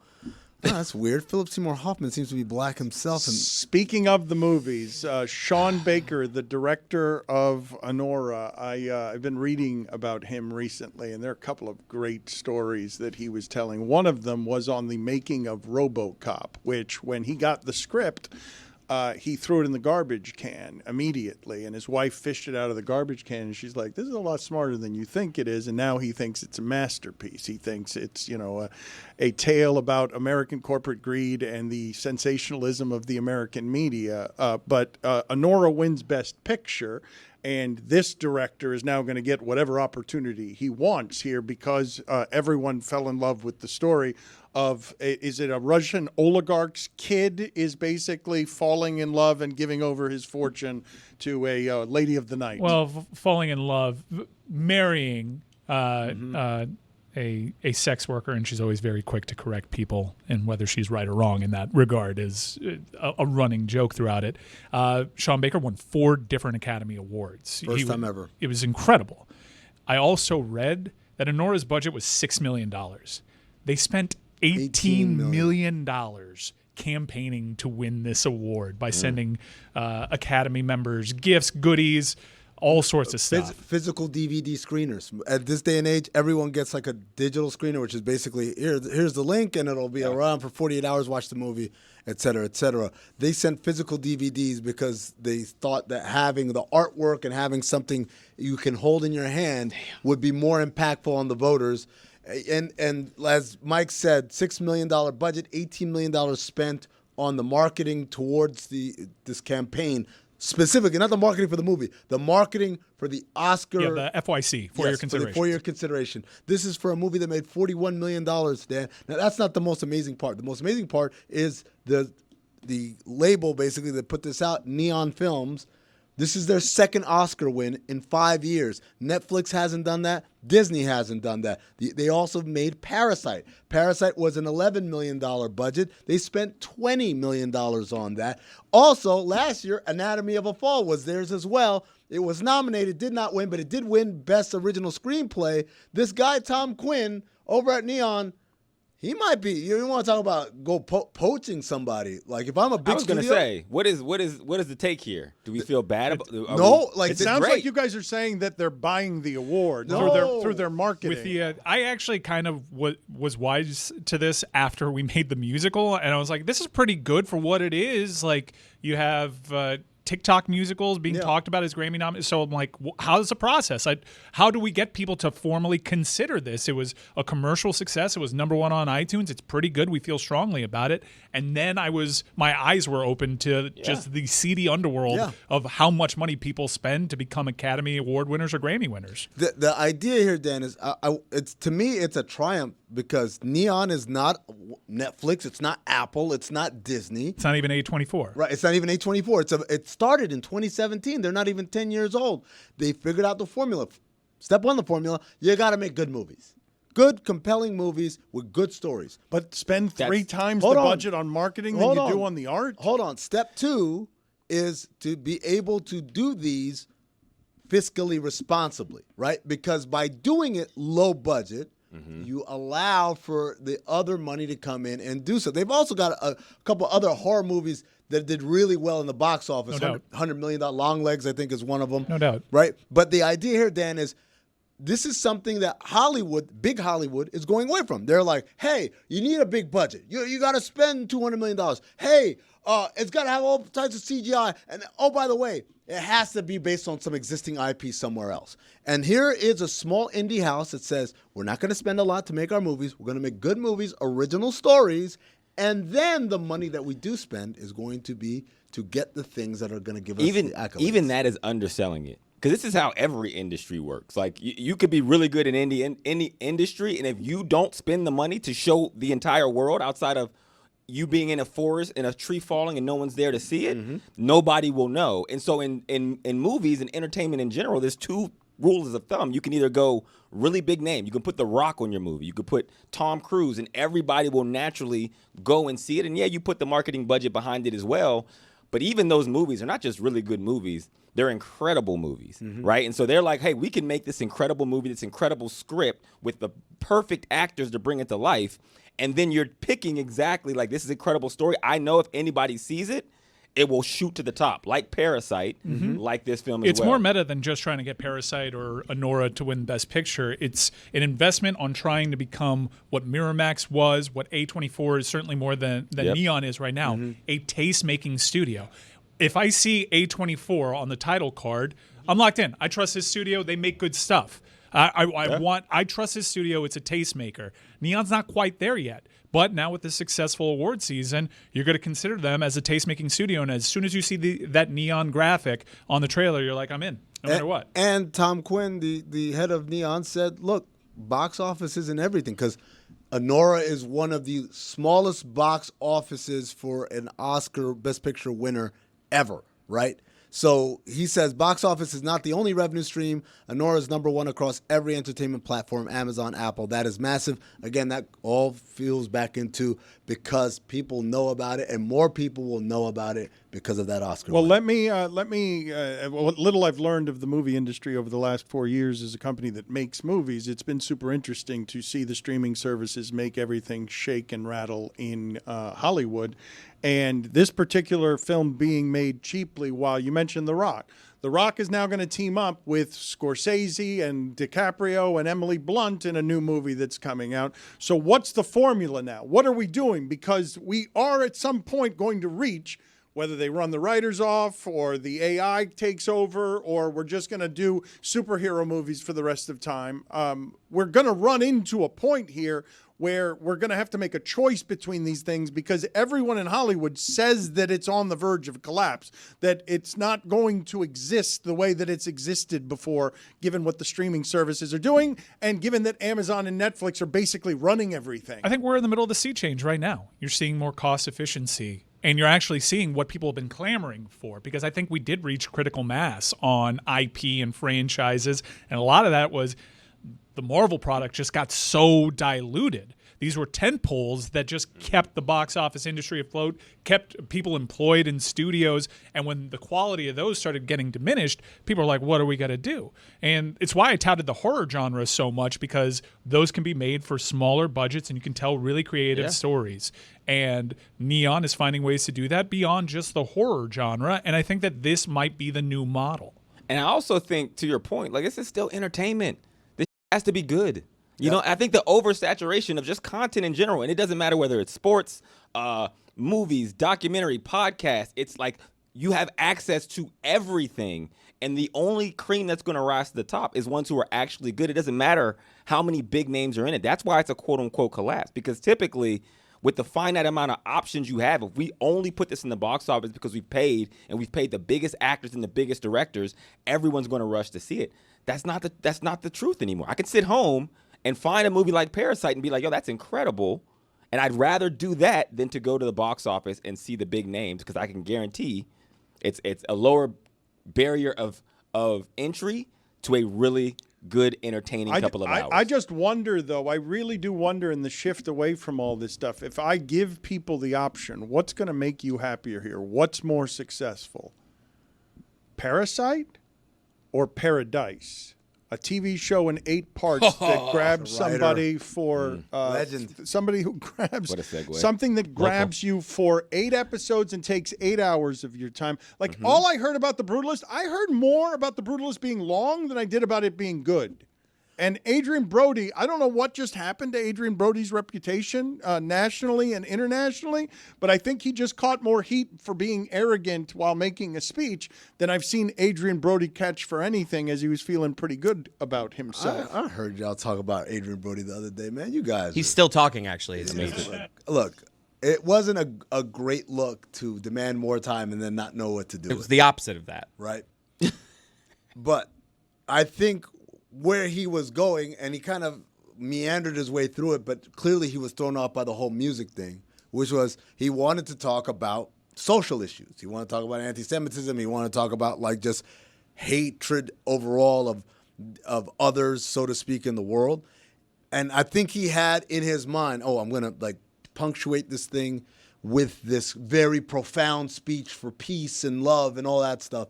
And between him being able to get to that point, he gets cut off by the music and he got irritated and he's like, oh, don't do that to me. I've been here before. I Right. know how this works. Yeah, so he's basically letting people know, like, I know that they're about to play the music. But having said that, I thought he wanted to say something poignant, but he got flustered and got thrown off. And instead, everyone just thinks, oh, he's just a jerk who wanted more time. It's like, he wanted more time for something, I think, a little bit bigger than just thank mom and dad. I didn't see the speech. Was it a good speech? No, at least? it wasn't. No. He kind of rambled through Very it. bad reaction. It was to like Very bad. It sounds like It went on for 3 Except for minutes. me. They played the music, and then he's like, "Hey, stop the music! I swear I'm going somewhere with this. I'm Yeah. about to land the plane." And then he went on for another 3 minutes, And didn't land and the then they plane. played the music again. But didn't land That's the not. plane. That's not That's just not what he good. did. When he said "stop the music," I've done this before. Oh, He did it with Aaron. And Yeah, he he's said like he showed the reminding arrogance. everybody I'm a 2-time Best Actor winner. Well, All right, no, Eli. but also letting them know, like, guys, I get it. We're on a timer here. I'm gonna get there. I promise. But I have something more important. I have something more than important. anybody else that wanted extra time. But then I got because everyone else is just thanking their mom and their cat and stuff like that because who it's their cares first about their Oscar. moms? Yeah. But if I win my second Oscar, it's like mom and Yeah. dad, y'all get it. But get like it. We were here. more importantly, I want to talk about these social issues. I've made out with Halle Berry twice. Can I have more time, please? Thank you. Have you? Did he? No, he did on the Red Adrian Brody. Yeah, he did. Oh, Yeah. I think I was what? like, You thought I was? I was You about to thought I leave- was breaking news? I was about to leave the show. I'm like, Hawk, it's your show now. Sorry, Dan. It's the Andrew Hawkins show. I think Adnan Virk called Brody the worst 2-time Academy Award winner ever. That's not true. I guarantee I can find 2-time club is hard to get into. Adrian Brody's a good actor. Time. But just good. I'm gonna find a name. For me, it was cutting too close to the bone because I'm like, oh no, Pat Riley's hanging on to something for too long. Gene Hackman, I think, won 2 of these. I heard a coroner talk the other day, and it's the most plausible theory I've heard so far from any angle. Coroner, they brought in some of the forensics people, and they're like, the most likely event is that Gene Hackman had some sort of cardiac episode, that his wife got scared, ran to the bathroom to get whatever it is that he needed for his cardiac episode, tripped and falls, and then the pills are found all over where she is, and she died in the going and getting of the pills, and then the dog died in the cage. And the space heater was just there? Because the space heater is weird. Like that and what's in it for Travis Scott? Those are the 2 questions that are just like plaguing my mind right now. I'm telling you, I just opened the list and I'm like overwhelmed by names. You want to tell me Adrian Brody's worse than Renee Zellweger? Yeah. Yeah. Preposterous. Yeah, he's way worse than Renee No Zellweger. way. No way. Way What about worse. Diane Wiest? The worst. Are you kidding? The worst DA. Don't you Diane Very Wiest. so is Diane The worst DA in the history of Law and Order. No, Diane Weiss is better. No way. She's the Weast. Jane Fonda? Oh, come on. You have my vote. Jane Fonda. Hanoi Jane. Come on. Better than Adrian Brody? Come on, man. I mean, Jane Fonda's legacy will be larger than Adrian Brody's, but I'm going to have trouble finding the movies that she was the Oscar winner. I'm not in. fond of her. Spencer Tracy. You guys don't even know who that is. Don't know who that is. Wait a minute, that's a huge movie star, Spencer Tracy. He was in 1937. Oh, well, Okay, well, but what are we doing? Sorry, I don't know who that is. Dan, how do you know that? Milwaukee, but Spencer Wisconsin legend. Tracy's a famous He name. hangs out with Greg Cody. That's Spencer Tracy, Milwaukee legend, local legend, according to Dan, 2-time Oscar winner. You guys are doing this wrong. You guys are making me sound like I'm against Tyler Lockett when I'm not against Tyler Lockett. You were very Kinda anti. are. It Anti-Lockett. sounded anti-Lockett. Tyler Lockett's not eating for free in Idaho, okay? He's eating for free in Seattle. Give me the name of someone who's eating for free in Idaho. That's not from Idaho. Yeah, especially Genty. someone black. Kellen Moore? Travis Kelsey. Genty. Travis Kelsey is a music industry legend. That's why he's eating for free in Idaho. It's not because of his football. Ian Travis Johnson? Scott. What's in it for him? Free Travis dinners in Kelce. Idaho? Travis Kelsey's the tight end. Yes. He's a Hall of Famer. Travis Kelsey would eat for Yes, free he in is Idaho. also an NFL legend. but he he's would a Hall also of Famer. eat for free in Idaho for music reasons. Do you think Ian Johnson would? He's the running back that had the game-winning score for Boise in the Fiesta Bowl and then proposed. he would eat? Is for he free. eating for free in Seattle? That's the question. No, absolutely not. Absolutely Doesn't- not. Absolutely not. Tony, I teased earlier this week something that I never got to, and then you weren't here the last couple of days, and I was looking for you because I wanted to close the loop on a question that I asked you Monday, where you came in here with what I said was very bad judgment and announced to me that you had found another job. No. I didn't say I found another job. I said I applied for another job. But again, a side gig won't take me away from here too much, but a side gig. And what is that side gig? I'm glad that Mike's here. So I was on LinkedIn the other day, just moseying around. I'm a father now. LinkedIn seems like an important thing for It's what fathers you do. and for older It's what you people. do. I don't know. I'm there on the computer, like, I haven't checked LinkedIn in a while. Let me see what's going on there. And then I don't know, Dan. I don't know if you've ever been on LinkedIn before. It doesn't strike me as a LinkedIn kind of guy. National legend doesn't need to be. Continue. Exactly. So they have like different things that pop up. Oh, this person said this about the stock market. I'm like, who cares? And then it's like, oh, jobs to apply for. Usually I don't look at that tab, obviously, Dan, because I'm happily employed here. But on this day, Something caught my eye. and weren't so happily employed. Something caught my eye, and I said, I'm instantly applying. So obviously on LinkedIn, they have easy applies where you just, bam, a couple buttons, boom, boom, boom. All of a sudden, I'm applied for this job. I need Mike Ryan's help because the job that I applied for was assistant head coach of the Miami football program.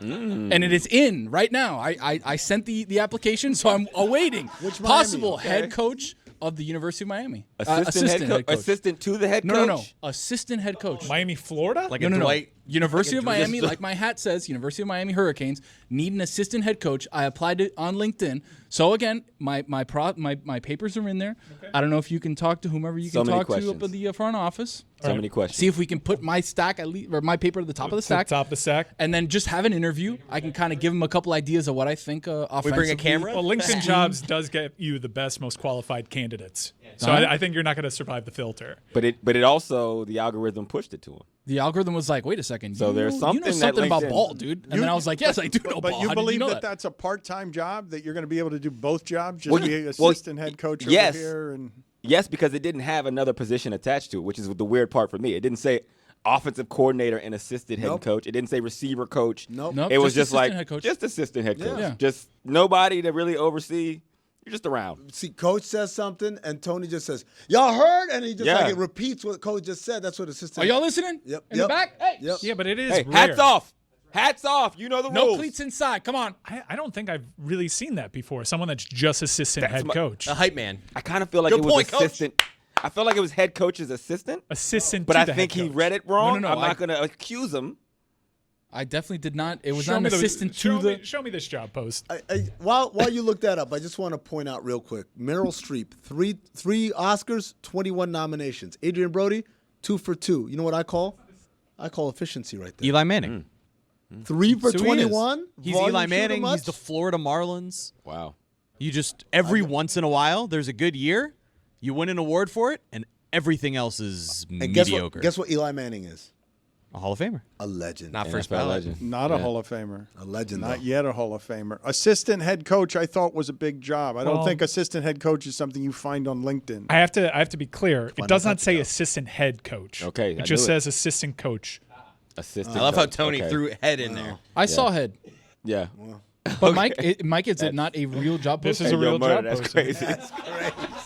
crazy. Murder, that's crazy, son. He said he saw him. Hey, yo, that's wild, fam. Okay, so you just added a head coach in there. It does say employment type full time, but again, that's a full time They of like couldn't get through But in the- Grady Dick the other day. They In the- couldn't- You guys feel good about they that? could Good job, guys. I will say though, like while it's not the header, I'm reading the core job said header. functions, and it does say like as well as the performance of all other duties customarily associated of a head coach of a major Division I intercollegiate sports program. saw head. There it is. There is head. I think it needs to be an assistant. I don't think that's an assistant. I don't think there is that job even open. Assistant head coach to Mario Cristobal, is that even open? I The just assistant- applied for it. About the job, the assistant coach of football assists the head coach in directing management. but and all the That's assistants exactly do what it. I said. Yeah, he stands that's- up behind him and just repeats what he just said. That's the job description for every coach on the staff. Are you the guy that like tells like, oh, this is you remind him who someone is? You're like his handler almost. No, that would be Like handle. in That's a Veep. different position. Do not minimize my position, okay? this could be analyst. This analyst. This could be analyst. Hold on, no. Okay. I like this idea, Tony. This is what we're gonna do. We have a platform here that no other applicant has. Exactly. We have a national big show, International. some would say. international big show, and so you get the audition, I think, for this role right here. So let's role play.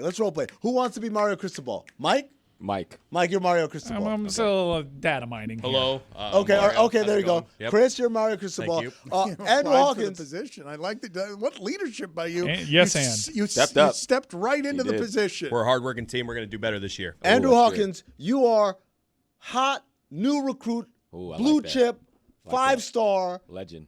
legend in the making, right? Legend in the making. Damn good player that is right there. And I'll be the father, and now you guys are on a visit, and you're recruiting. So Hello, go. sir. Nice to meet you. Hey, nice to Welcome. meet you, Coach. Thanks Hey, for coming by. Your son, great. Everything I see from him, better person than even a player. Facts. Love the guy. Big fat. Well, Brought in my assistant coach here. He's going to just be with us, helping out a little bit today. My son, as you know, is one of the most highly sought after recruits in the nation. Put it lightly, I'd say. Why should I trust you to raise my son as a football player? I'm going to let my assistant handle this one. Guys, great to meet you. Andrew, big fan of your stuff. Listen, Thanks, Dad, man. I got something for you, okay? In this program, what we do is teach leadership. What we do is teach Hey, accountability. Dad, you see what Casanat posted? What he post? Was he with Drewski? He was like, they got Was him he with on, Drew- they got him Andrew- on first take. Connecting. Hey, Was he with Drewski? Hey, Coach, with me here. crazy. I don't know these young kids, these whippersnappers. so Is what that we're a Drewski? I know a Brewski. Am I right, Dad? Keep going. You don't actually. I don't Accountability. drink. I used to, though. But you can imagine if I drank, we'd have a Brewski together. I'd like you to tell me why I should trust my son to be in Miami. It feels like a town with a lot of distractions. There is a lot of distractions, but you know what we do here? It's a family atmosphere. Yep. Okay, we take care of our guys. We make sure we got eyes on them. We got an incredible staff, led by me, of course. Well, and me. that make sure that everybody's doing what they got to do to get to the next level. Okay, so Hey, I'm- Dad, they asked him about if I can go down to South Beach and practice making a family. you can't do that. I told you about that. Stop playing like that. I'm Hey, not you going to know have no what I'm saying? grandbabies. These kids, man. Now, these I'm days. glad you Andrew, we mentioned can link that. offline. I'm glad you mentioned that, Coach, about taking care of family. How are you going to take care of our family over here? Me and you can talk. We I got- talking right now. I got something in the back of the trunk of the car. Deposit it. Ocean Bank, preferably. They're my people. You talk to Armando. Make sure everything's good. He'll get you a card. Okay. I don't know anything about any of this. Coach, I got you. have to take an important phone Andrew, call, Coach. me and you will go to South Beach. Okay. I'll show you the town. You know, Alright. Dad, I got you. my F-150 has really been giving me problems 25. lately. You want a lightning one? That's yes. Yeah. You want a lightning one? That's the plug-in. I done told you I'm playing that hippity hop. Andrew, cut that noise off. My bad. I'm trying to get a new car out of this. You get two, Coach. Future just dropped. Now, my wife, she recently got laid off from her job. Is there I any, feel for you. I'm sorry about that, any opportunities perhaps within the organization? We have incredible Yeah. opportunities within the university good, y'all? that we can make something happen. Now, the fella over there at I want this little official Florida visit. tells us that my boy is going to be a top 5 overall first-round pick. Down Can here you in Miami. guys guarantee that for us? Ooh, I like that. What's the job pay? What does this job pay? So I've been digging, and this job All right. pays $57,000. They ain't talk NIL yet. Side gig. I Wasting told my you. damn Little time. side For real, gig. for I don't real. think the assistant head football coach at Miami is getting $57,000. That's a nice little They're side getting, gig, though. come on. Getting a let little me- on a budget. You think less? Let me hit you back. Okay. I'm going to Florida State after this. All right. I'm waiting for them to get to the point, but I hit you right back. All right. Please. The fella up there, I don't know if his name is Bobby Bowden or not. But Rest in peace, He's by the way. dead now. Oh, okay. Well, Bobby Bowden Jr. He let us know that he can take care of us. So, and that my boy's going to go top 5. So I think without a guarantee to at least, I don't know. Name a number, Dad. Andrew, what do you think? I got a number 2 wins. It'll be about 5 a year. How about 6? Okay. Look at that. How about top 3? We are not losing this kid to Florida State. That's what I'm You saying. understand? 2 wins. That's what Coach. And when he mentions Florida, you say 41-17, you idiot. That's not. Make it Oh, 7. I thought we was talking about for you, 5 for you. I was talking. That's what I was talking about. You I guys didn't talking want to about- get into my numbers yet. How are we going to get him in the league? Who's going to go number 1 in the NFL draft this year? I'm a 2 more. damn You good come with a recruiter. U. Make them 8 for both. This is how I do it. 8 for both. Y'all got a recording studio? Yeah. Okay. So what kind of who had the best mixtape of everybody on the roster last year? Because the fella- I would like to also drop a mixtape during the season because that's what they say about the marketing of it all. It's like you got the most visibility at this part of the year, so I think it's important that we leverage that as a team. And I would like for all of the coaching staff to get behind the marketing. Now, of that, I too. see I all read. the- I read something recently about the marketing behind the film that won best picture at the Yeah, Oscars. yeah. Honora? And Yeah, so yeah. I would Want appreciate the some Honora kind of budget? investment into making sure that come to Grammys or at least the streamies that I see. I'm I see. considering. Dad, let me answer his hold on. question real quick. Well, hold on. I see a lot of giggles and smiles over there, but that fella up in Florida State told us he got a feature with T-Pain ready for us off the bat Okay. because he's from Tallahassee. Yeah, I don't know. you're right. Yeah. Andrew, listen to this. Mm-hmm. You like DJ Khaled's production work? No. Okay, good. I don't like him either. Good Yeah. pivot there. $57,000 a year doesn't sound very good. This is reading more like the job posting should say fall guy. $57,000 I'll fall. Head coach fall guy. put it on the poll, please, Juju at Le Batard Show. Is $57,000 enough to pay a fall guy? I want all of you to notice that Chris Cody, when he looked at who should be the assistant head coach and what the job did, referenced the movie Devil Wears Prada. Where Meryl Damn good Streep movie. needed Vile. to know whose name was approaching of the guest that was coming, and therefore, what is the name of the woman who starred opposite Meryl? Oh, Anne Hathaway. Thank you. Yes, Anne Hathaway has to woman come up alive. with the correct name on who. That's what you think I the was doing job more is. Veep. The guy that like her assistant, like in Jonah. Veep. Yeah, Jonah, who's always like, "Oh, this is Greg Cody. You met him 3 times." Like giving all the info before you meet somebody. Jonah, who's a big fan of this show, by the way. Well, his name's not Jonah, but Jonah from Veep, he's a big fan of this show. That's a legit part of the job description, by the way. That is not a fake Dude. thing. Also, that's Like, Gary, really not Jonah. You That's know a how- real thing. You know how I learned about that being a job that someone does? Yeah. Is I remember telling someone, well, it's crazy. Mark Cuban knew who I was. And they're like, hey, he doesn't know who you are. there's someone who like that. And this is Brian me. knew who you were. Mino Hassan from Sports Nation and ESPN. Yeah, it's like, and it just shattered my world. I'm like, damn. Tony, do you have some new father observations that you can run past Andrew Hawkins? Because since your paternity leave and since you've come back, we have not talked about how little you're sleeping. We have not talked about how your life has been turned totally upside down. And you are now how many months into this experience? 9 weeks. So she's 2 and some change months. All right, so so- Amin and Andrew, Yes. both fathers, great fathers at that. Might I add? He was a great dad to me on that Yeah. visit just I now. got my boy $8 million a year for himself. you And, got for him. me too. And you got 2 F-150s too. there you go, lightning. Damn right. I was surprised that you hit him with that hippity hop. I thought you were playing a little older than I thought you were there. They did. With it. He doesn't know that kid's dad is now 36 years It's like- old. yeah, it's like- He's not 60. He's me. Okay. That hippity hop sounded like really. for a Stugotz. Tony, to give you his new father observations. All right, that is Chris Cody. What are you doing? Just Mario Cristobal. don't actually. don't point at the computer. Blame when, AI. When we're waiting on you for whatever the cue is. There it is. Don't Dan, 9 months. That's what they told me. 9 months to prepare. 9 months to sleep. 9 months to read books. 9 months to get the nursery ready. 9 months to get my mind right. Get Mike away from there. And yet, when the moment came, I was not prepared. Not even a little. Yep. Not for the waiting. Yeah. Not for the screaming. Not for my wife turning into prime Ray Lewis when the contractions hit. Oh yeah. They told me labor takes a while. They didn't tell me it's a hostage situation. Trapped in a tiny hospital room, running on fumes.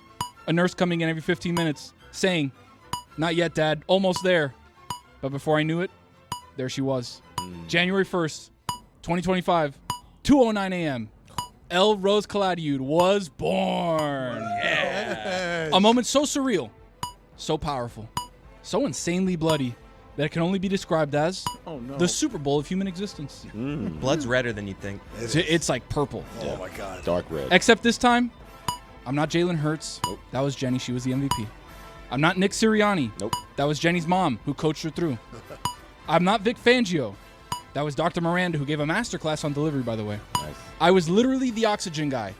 I was giving a little mask to the players on the sidelines who actually did something. The assistant head coach. The assistant head coach. Oh, there it is. In all seriousness, everyone at South Miami Hospital was amazing. Nurses, doctors, all the staff. I may start doing reads for them on our network, by the way. They can send me the invoice, and I'll make sure Middle Arc gets their cut. 80-20 my way, of course. My kid. They also said, sleep when the baby sleeps. Guess what? That's a lie. He doesn't sleep. That's video game time.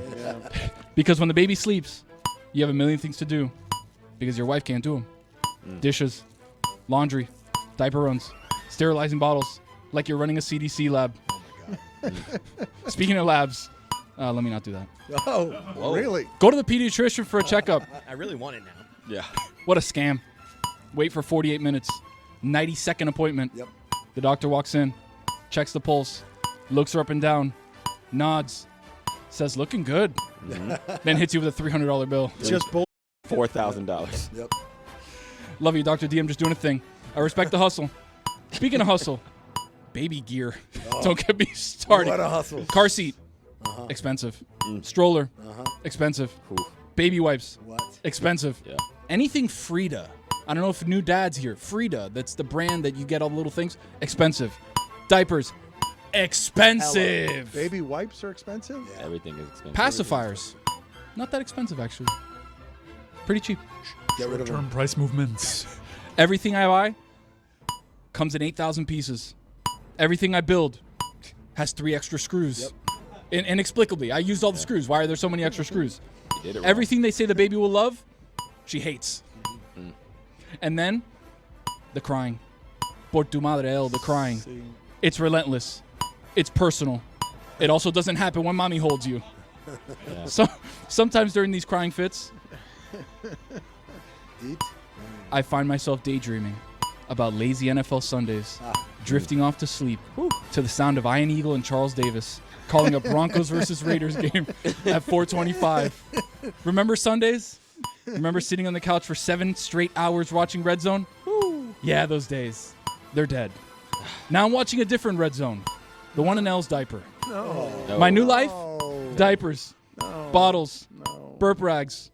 A rotating lineup of onesies covered in mysterious stains. Blowouts, baby. Every single day, the same schedule. Feed. Change. Sleep. Cry. Repeat. The crying. Mostly from me. But it's fine. I love it. I'm obsessed with my little mommy. It doesn't sound like you. I'm tired. You don't. I haven't been to the gym or played basketball in 6 weeks. I smell like spit up and desiting. And yet, I wouldn't trade it for anything. That's not true. At I all. stare at her tiny face like Dan stares at the last croquette on the box. It as in the baby. I hold her, and suddenly, nothing else matters. I realize this is what it's all about. Fatherhood. It's exhausting. It's beautiful. It's a total disaster. And sometimes, it's hell. Speaking of hell, Art Briles. Dan, those are the new father Yes. observations. Ladies and gentlemen, the new assistant head coach of the University Thank of you, Mike. Miami. That's great. Mike, let's talk for real. $57,000 a year. How's everyone doing today? I don't know if we're ready to have the conversation. DK Metcalf's really athletic, but not that good. That's a different sold segment of Oh, you're not sorry. ready for this conversation. Sorry. We should He's sell good. it like He's that, very though. good, but he's not amazing. He's fast. He's big. He's JSN strong. emerged. He's like I don't Dan. need him anymore. No? Yeah. Big, fast, and strong. Yeah. National legend. What does DK stand for? DraftKings. That's true. The crown is yours. He should be sponsored by Burger King. DK, have it your... He should change his name to BK Metcalf. There it is. It's actually his first name, DeKalen. So it's like D-E, then K. So that's where the DK comes You from. don't think we're ready to have the conversation about whether DK Metcalf should do more with that body? That body was made to play wide receiver. That he came into the league. We were all made aware of his career from Oklahoma State at the same time because of physically he walked into Pete Carroll's office and he was shirtless. And so we all thought that receiver type, the new evolution of receiver, should dominate the league. He's been great, though, has he not? Like, are we not giving him great? I think DK Metcalf has done really well. He's a great wide receiver. I don't think it's because of his body. I think you're objectifying an NFL wide receiver, and I'm not going to stand for it. I feel like a piece of meat sitting here as you talk about wide receivers. They're more than just their body, Dan. He went to Ole Miss, by the way. Him I didn't AJ want to Brown. come and just jump on that. I wasn't sure if we were going to go Wide there. receiver room was A.J. Brown and DK Metcalf. That's crazy. How were they at not Ole better? Miss. How And were they not better? they were better in the NFL than they were in college. That's the real travesty. I actually confused him, honest to God, with a guy whose literal last name was Blackman from Oklahoma State. Justin Blackman? He was good for a while. Yeah. One of the great John Brinkus sports science episodes. Oh, sports science, man. He had the catch radius of a two-car garage. Oh yeah. What's Brinkus up to? He's actually broadcasting a highlight. He has his own network. Yeah, Brink TV. Yeah, he has his own network. DK Metcalf as a number one, because you guys were arguing with me whether Tyler Lockett was ever a number one or not. Are we not in agreement that if we're trying to select from the last 10 years of wide receiver from somebody and the choice is between Lockett or DK Metcalf, if we can have 10 years of their career, who are you choosing? Lockett. Lock it in. Lock me, man. Legendary status. That's an NFL legend. I want to be a legend. Sorry, Dan.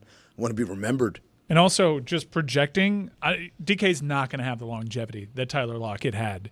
Big-bodied wide receivers, they come crashing to the ground carrying their own weight. The way that Roy Williams just went from one day to the next, like big-body receivers, this happens. Yeah, I mean, DK Metcalf is a specimen. Height, weight, speed, obviously, strength, a part of that. And if he gets with a quarterback, like if he does go to a contender with one of these quarterbacks who can take that ability to the next level, you'll probably see a career year from DK Metcalf. A species man, some might say. Chris Cody has announced that he is out on JJ Redick. Oh, we don't remember that one? Okay. I don't know why he's out on JJ Redick. I just think that I liked him when he was doing his podcast. I would see the clips and I would be like, oh, he seems likable. And now he just seems like he's reverted to like Duke JJ Redick. He's so condescending now to the media. It's just every single clip now that I see, I have the opposite reaction of just like, ooh, that's unlikable. I know he's probably trying to do that. He's trying to distance himself. I'm not a media man. I'm a coach. I'm a serious coach. But it's just every single clip I see is unlikable. Probably what Tony's going to do when he gets over to the U. I would never flip up. Come on. Stays true. You know what makes him more obnoxious is that most coaches who are like, oh, media, like they're coaches, right? But JJ does media, I did your job way better. You guys are so terrible at doing that. I literally know what your job is because I did it. He was pretty good at it, though. Right? He was Right. But he was likable then. I don't know. It's just maybe Because that's the job. maybe it's me. Maybe it's not him. But is That he is the telling that to job. beat writers? But you know what this is, right? This is the true JJ Redick, right? Like one of my favorite game ops decisions in the history of all sports was the Wizards years ago. This is JJ Redick is in the league, but in games that the Wizards aren't playing against the JJ Redick team, when the opposing team was at the free throw line, they would put a picture of JJ Redick up on the Jumbotron. And the crowd would instantly start booing because it's a Maryland stronghold. And everybody hates JJ Redick. Now, I think this is earlier in his career because after he left Orlando, I think people kind of forgot how hated JJ Redick was. And it only for it to come back up now. The thing, Dan, that made me laugh, I want to say we talked about this, but maybe we didn't, where Michael Porter Jr. interviewed JJ Redick on his podcast, and he asked him, wait, so were you ranked in high school? And JJ Redick says, well, I mean, I was McDonald's All-American MVP. Does that count, right? Are But- bonita fish big? What? Anybody get that reference? Are we here? I Okay. mean, I guess. I mean, He's just still recruiting. they're a trophy fish. I don't. But I the, guess. the, I don't know. Just trying to connect with you what so do you I sign with say Miami. them?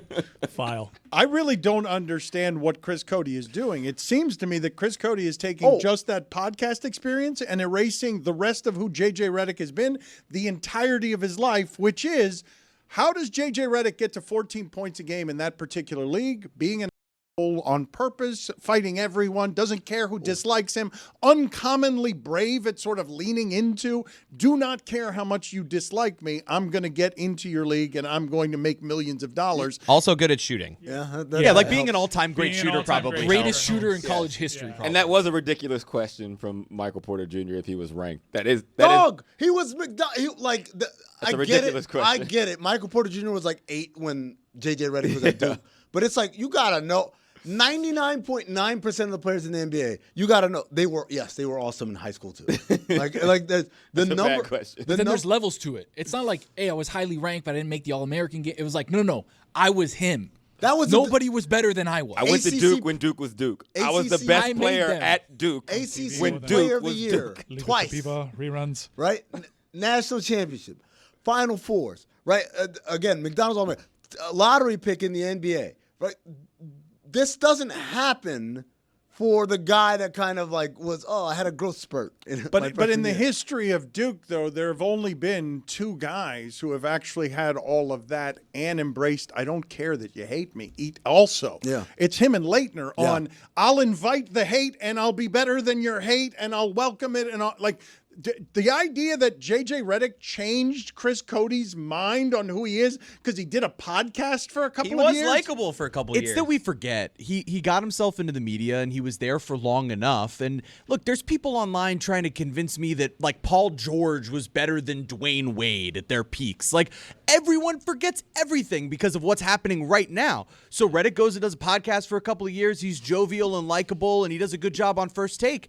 And every young person watching basketball might not remember when he was with Duke or the Orlando Magic. He just hit it. It was those First Take appearances where he would like dunk on Stephen A. Smith. Because no one can. That's where I became. That's where I started. By the way, liking him. Chris, what kind of skill set does it take to dunk on Stephen A. Smith? Is it nice, humble? Well, pardon me, Mr. Smith, but I believe you might be mistaken.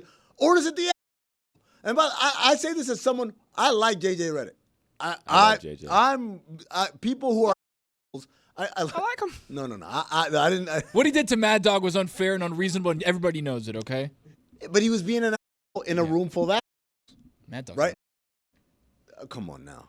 Well, look, we could I love JJ Redick. We could love Mad Dog and also admit Love Mad Dog. he's I don't understand what you guys are doing in the history of sports.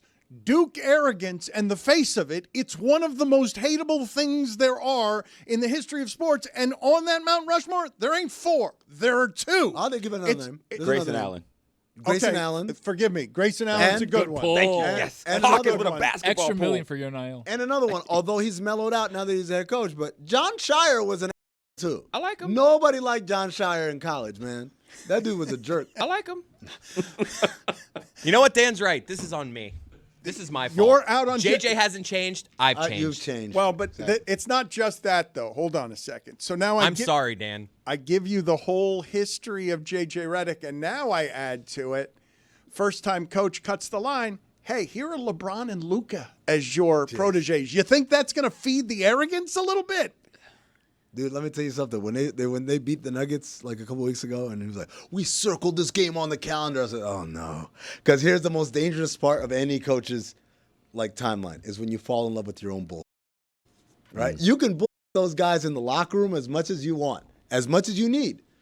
When you talk to everybody else, hey man, was this a big game? You say, it's another game on the schedule. Obviously, they're a really good team, but and we kind of looked at it as a little bit of a measuring stick. But look, there's a lot of season left, and I'm sure we're going to see more of them. We'll probably see them down the line, and they'll have changed, or will have changed. There are answers you give. You can't be like, this was our Super Bowl and we won it. I'm like, dog, it was before like the All-Star Game break. I think. 67. Yeah, it was just a little bit too much of I'm high on my own supply, Chris, tell me this. What coach's disposition do you like in the media? Like when they're talk to the media? Or I would Missoula. I love it. Okay. He's so annoying with the media. He just is like, oh, that didn't matter. That game didn't matter. Isn't that just another form of Let's say it's the other same side of the thing. spectrum. But the other side, where he's not being, I mean, I guess he is he's being arrogant. He's absolutely being arrogant. That is arrogant. He was asked, how does it feel to be in if not the first, one of the few times in NBA history of finals where both head coaches are black? And his answer was, I wonder how many of them were Christian. I'm like, buddy. It's a good question. I'm curious. Yeah, It's a good question. I'll get an answer for you. Almost all of them. We could probably- Almost Yeah, I mean, all come of on, them guys. were What are we Christian. You could have answered at least. He would have Almost gotten his all of question them. answered. That's Like I gotta go back to like Red Auerbach to get to like okay, maybe a couple of them were Jewish. I like him. He's the I really don't enjoy because We're playing different games, you and I. he's flippant, man. No, You don't like flipping out. I don't like flipping, man. Listen, I also think that for JJ Redick, who is, to Dan's point, the head coach of the Los Angeles Lakers on a team with LeBron James and Luka Doncic, Spoiled. you have to get up there and not treat media a certain way, but you got to exude a certain confidence in every room to be able to go in that room and get them to be like, hey, I got to respect this guy. Yeah. I got to listen to this guy. He knows what he's talking about. And so that is a piece of it that may be a little different than the media game. And for that reason, I like him. I mean, being a media member, being a podcaster, obviously the last thing that JJ Redick did was podcasting. If you were given the keys to a kingdom in an NBA setting and being the head coach, how would you be? Would you be the flipping that you hate? Would you morph into something different? I'd be JJ Redick. You would be an asshole too. I would, absolutely, because a couple of things. First of all, what he said, like, you got to be able to, especially in that town, right? Yeah. Frank Vogel won a championship with the Lakers, and they got his ass up out of here. Yeah. Paul Westhead won a championship with the Lakers. They got his ass up out of there. You have to have some sort of gravitas when you walk in the room, regardless of who you're coaching, but especially when you're coaching those kind of guys, right? Number one. Number two, I don't know if you've noticed, Tony, I'm a bit of an again, like JJ Redick, like, this is not, like, that's who I am. So for me to be nice and kind and like, oh, no, it's a good, I can't do the Doc Rivers. That's a very handsome question you just asked me or whatever. I can't do that stuff where everyone's laughing. I'm going to be like a little sarcastic jerk, especially if I hear a question that has either been answered before or a question that is especially lazy or ill-constructed or whatever, because I'm going to have the same judgments that I'm sure JJ Redick had. That's why I'm like, I'm not mad at it. I'm just like pointing it out that, hey, man, you might be getting a little high on your own supply. Larry Brown, recent Jew. There you go. Found it. Define recent. That is a while ago. I was in high school. He just got bar mitzvah. Chris Cody, can you explain to me after The we red foods? Finally, We'll get to that Dan. another day. Oh, my I goodness. do want to finally. get to Red that. foods I are wanna killing get us, that by the too, way. yeah. I do want to get to your. Yes, I are. Thank you. It's a good impersonation. The Damn good. Limited. I thought it was a soundbite. Yes, Chris. Okay, fine. Why are you out on red food? Yes, you got there. I mean, we can all agree that cranberries are overrated, right? No way. All right, I'm just going to do the whole Not a take. fan. All right, look. Cranberries. There are so many things that I can point to where the red version of that food is the inferior version of that Ooh, I don't food. know. Red potatoes, the worst of the potatoes. No, I like them. Put it on the poll. Put it on the poll at Le Batard Show. Are the red potatoes the worst of the potatoes? I mean, there's the peppers, the red pepper. I Love prefer the peppers. yellow. I prefer the orange. Love the Oh, Beans, you're talking about kidney like the beans. bell pepper? Get kidney beans out of here. No, kidney beans are whack. Yeah, you're right. The red apple, inferior to The the green worst apple. apple. It's the worst apple. That's Red Put it on- grapes. by far. Hold on, slow it down. Put it on the poll. Is the red apple inferior to the green apple? The red grapes. Red onion. I could go on for days. Red onion guys. is in a burger. You put some red onion in Give me there that sweet onion. I got one for you. in a burger. Fanta. Red Fanta. Worst. Don't you dare. That's That's worst flavor. crazy. The Nuts. worst flavor. Best flavor by far. Red tomatoes. You like it? I like it. Taco Bell's coming out with a midnight flavor, Baja Midnight. But there's just so many red foods that are overrated. That's the fattest thing you Cherries. Hold on. Not to cut you. Want to off. bet they are. Dan definitely just read a hype beast post about Taco Bell's new Baja Blast flavor. Whoever the Shams Charania of fast food, Dan has him Fat food. on Fat alerts. food. Fat food. Oh, look what just came up. A fat food update. But what is that? What does that even mean? Baja Midnight. Like, what? That sounds like that's purple poison. That's a battery acid. Purple drink. That's only something that people who are drunk at 2 o'clock in the morning are going to have. I can't believe Chris doesn't like the cranberries, man. What about Zombie? That was a great song. Cranberries, gross. The radish, get that out of my salad. I'm just saying, there's one red food that I will What have say you ever eaten a radish? in a salad. I'm always just like, what is this? Starburst. I don't know. outta here. I kind of feel like it's all in your head, man. What's the best Starburst? Red. No, Easily. I'm a pink or an orange guy. Wow. That's just me. Put it on Orange the is poll. the Starburst. Best Starburst. Red, pink, Orange, yellow. Those 4. Yellow. Put up those 4. Red velvet cake. See, all right, now you're kind of talking my language. I do like a little red. Supermassive black hole. I would say the only red food that I will say I can't say a negative thing about, watermelon is delightful. Oh, watermelon. I won't That's say a what- bad word That's about more watermelon. Pink, though. It's Watermelon's green. more pink. Isn't it green? Like It the is. inside On is. the inside. It's like green. pink. And No. also, there's not like an alternative. We're all version pink on of the a- inside. I can't eat red velvet cake because if I do, it comes up the system. And then I thought think red about velvet it. was And just then- chocolate cake dye. It is. exactly, It's but the red dye dye 40, it's the killing dye all of us. makes smells and then they linger. I mean, they have to So let them linger. you You're agree with me. lactose. I'm just saying of all, like everything Do I I named have here, to? it's just the inferior version, the red version. I'm just out on red foods. Was Braun lactose? Is that why they took the ice cream away? Ooh. On a plane? Maybe he Because was then letting that it would make linger. sense. I'm asking you, Dan. I feel like you have this information. It would make sense. Glad I got that off my chest. The Thanks for that. nutritionist Milk took is for babies. the Except for nutrition. raw milk. The nutritionist took the ice cream off of the plane. It was not Pat Riley.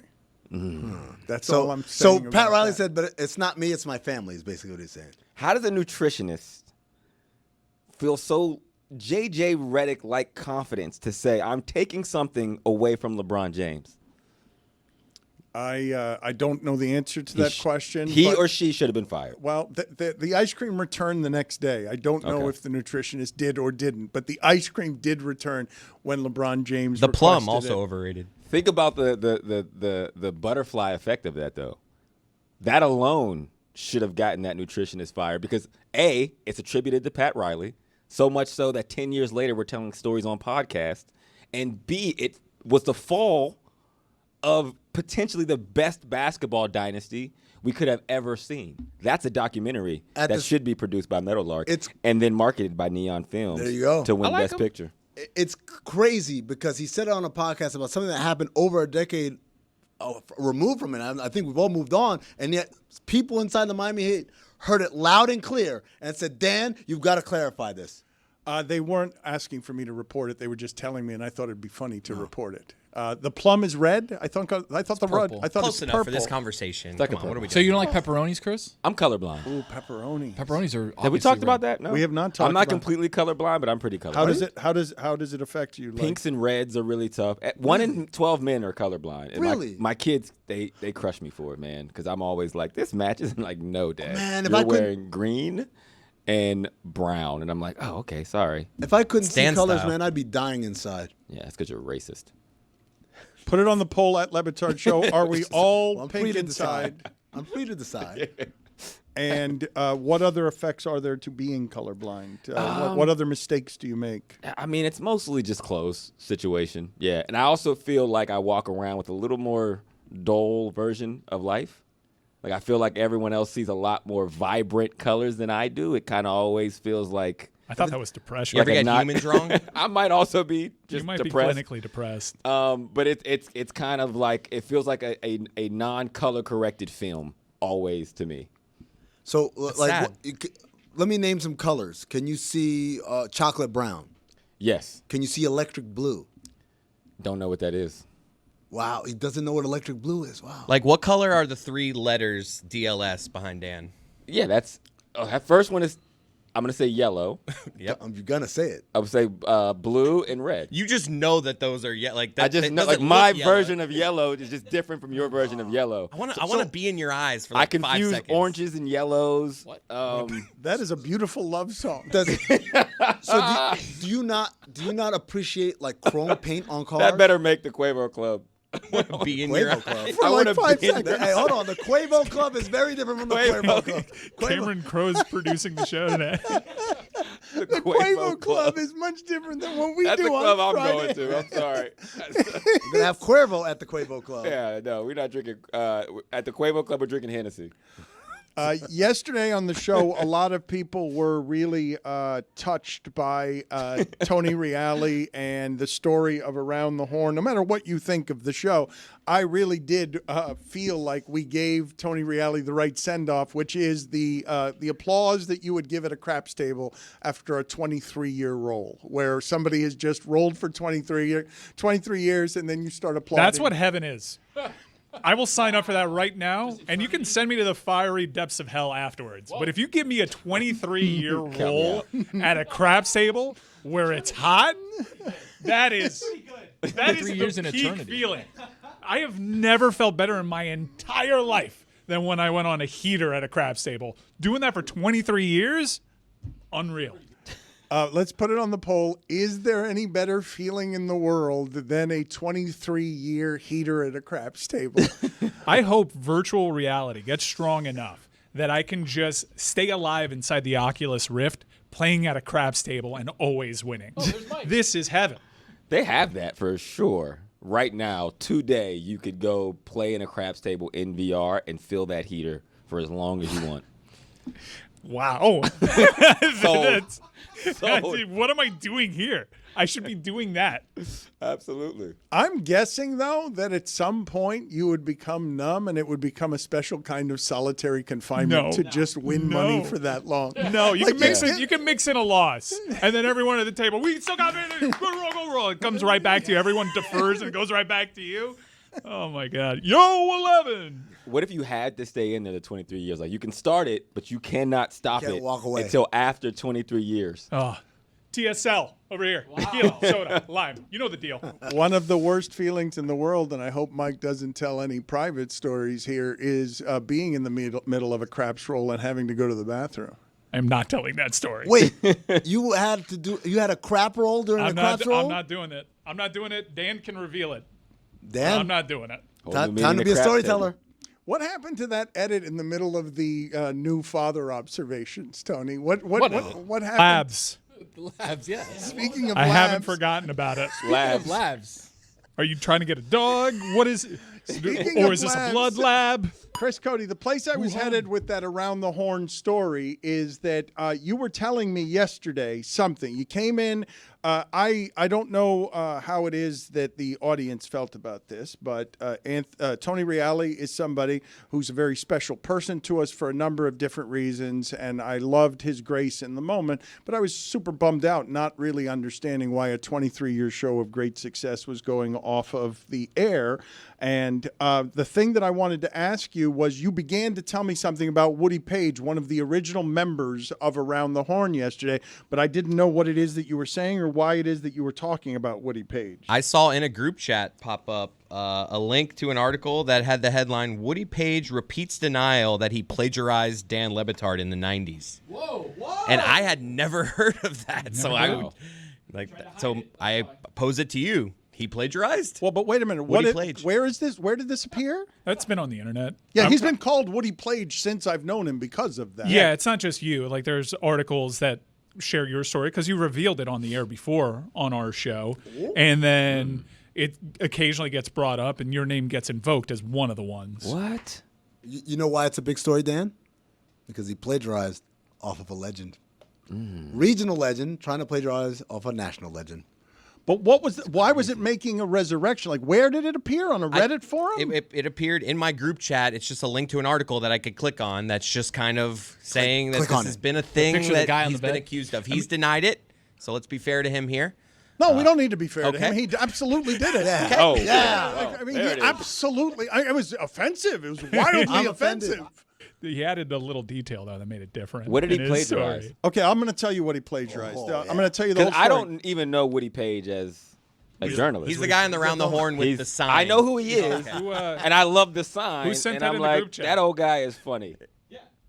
I feel like I'm getting sent Watch tail. out, Taylor's under there. Watch out. So Mike Ryan sent it in the group chat, but it was an article about what? Who's written Well, the article? someone put in like Woody Plaige, like he put out a tweet. Sorry, to all the frats out there that take a shot every time I screw up, something to that effect. And then I was just reminding people, I'm like, this is out there on the internet. I report, you decide. All right, but I'm the Hold on.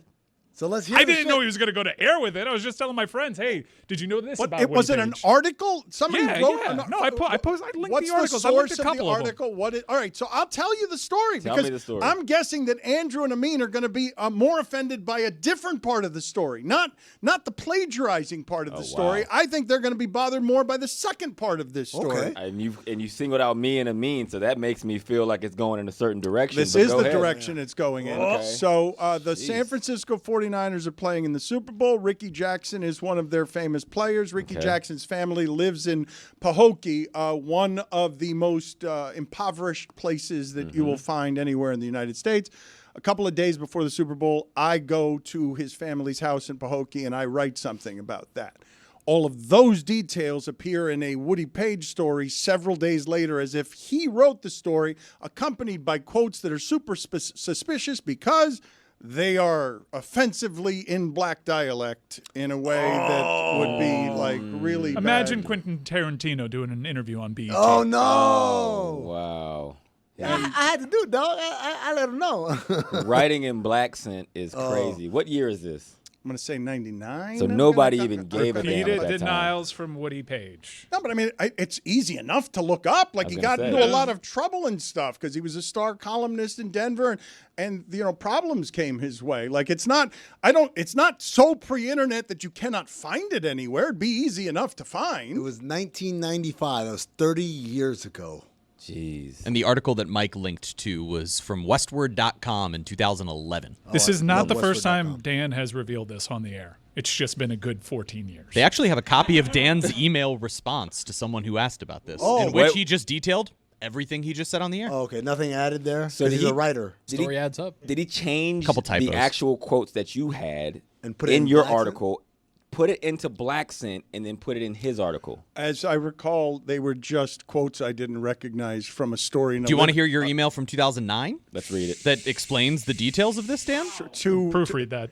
09 was different. Different Dan. Yeah. Give me a minute. Dan was running around saying some wild 09. No, I'm like you, Hawk. I'm thinking, wait a second. Did he, like, if the dude said originally, yeah, and that's why I had to come back and do it. And Woody Paige's version said, yeah, and that's why. That's why I did that then shit. With all these. Like, in what? there. Woody Plaige? As I recall, it's even worse than that. I'm pretty sure it was that's somebody bad, bro. saying something along the lines of Ricky Jackson could get all the free bait he wants in our town because it was just like something that was like just made up. What you have in your email is you responded to someone who asked you in September of 2009, is Woody Paige a big goofball when he isn't on Around the Horn, or is it just an act for TV? You answered, no, he's that. His career has kind of amazed me. My friends call him Woody Plaige. Pre-internet, during a Super Bowl in Miami, I went to Ricky Jackson's Pahokee home. Wrote scene, described town. Had a scene in which Ricky was coming home with a big check for his family. A few days later, Paige writes the same column. But he never went to the home, and he just made up some bait shop and gave some black guy a quote in ridiculous black dialect. This was during Denver News Wars. The other Denver paper called him out on it, even wrote a letter in which both columns were published, I think. I wonder what the quote was. Now I need to find this quote. I need Gotta to get the see quote, bro. All how right, now that- we got to do it. Now we Okay, got to find the Ricky quote. Jackson, Woody It was something Paige. about, as I recall, God, 30 years is a long time, but as I recall, it 30 was something years. about I was Ricky 9. Jackson being such a local celebrity that he could have all the free bait that he wanted when he returned back to town in the event that he wanted to fish. Chris, why are you, first of all, Chris, you seem mortified, and Mike is in the back row just delighted at his shit, as his personal But shit story. I stirred it into the show, apparently. Like, this is Oh my my fault. God! I found the quote. What's the quote? First of all, I don't even know if I want to hear this on air because I'm trying to balance between. I like him. I did like him. I did. Jesus Christ, man. Okay, so first of all, it's Harold's Bait Shop. He said there's a place called Harold's Bait I don't Shop. think there was a place. Well, that's called what Harold's Woody Bait Paige says. Shop. And the quote from the shop owner, the Jackson piece, quote, Ricky J gets all the free worms he wants, Harold says. That's It- crazy. Hold on, that's not the crazy part. The crazy part. Start at the beginning. Oh, Hold on. no. Do the whole thing No. again. Let me Hold do on. it. Okay, are you guys ready? All right. Ricky J gets I can hear all... your smile. Okay, you don't gotta Mike, read the Mike accent is no like that to longer me. smiling though. The shit's turned back. Ricky J gets all the free worms he wants, Harold says. If'n he wins the Super Bowl. Oh, that's nuts, bro. If'n, That is ridiculous. if'n, I-F-F-E-N, if'n he wins the Super Bowl, then That- we gonna get some worms and get to fishing. This is why we don't have Splash Mountain anymore. That might be the most offensive quote I've ever heard. If'n, That's how he Paige- ended the column. It's the final line of the column. if'n. Goodness gracious. What if that's the reason around That the was horn his ended? closer. That was his closer. It's like It I was. got the line. I got it. Here it is. An Wind up in the pitch. effing. That is bad. That is. Oof.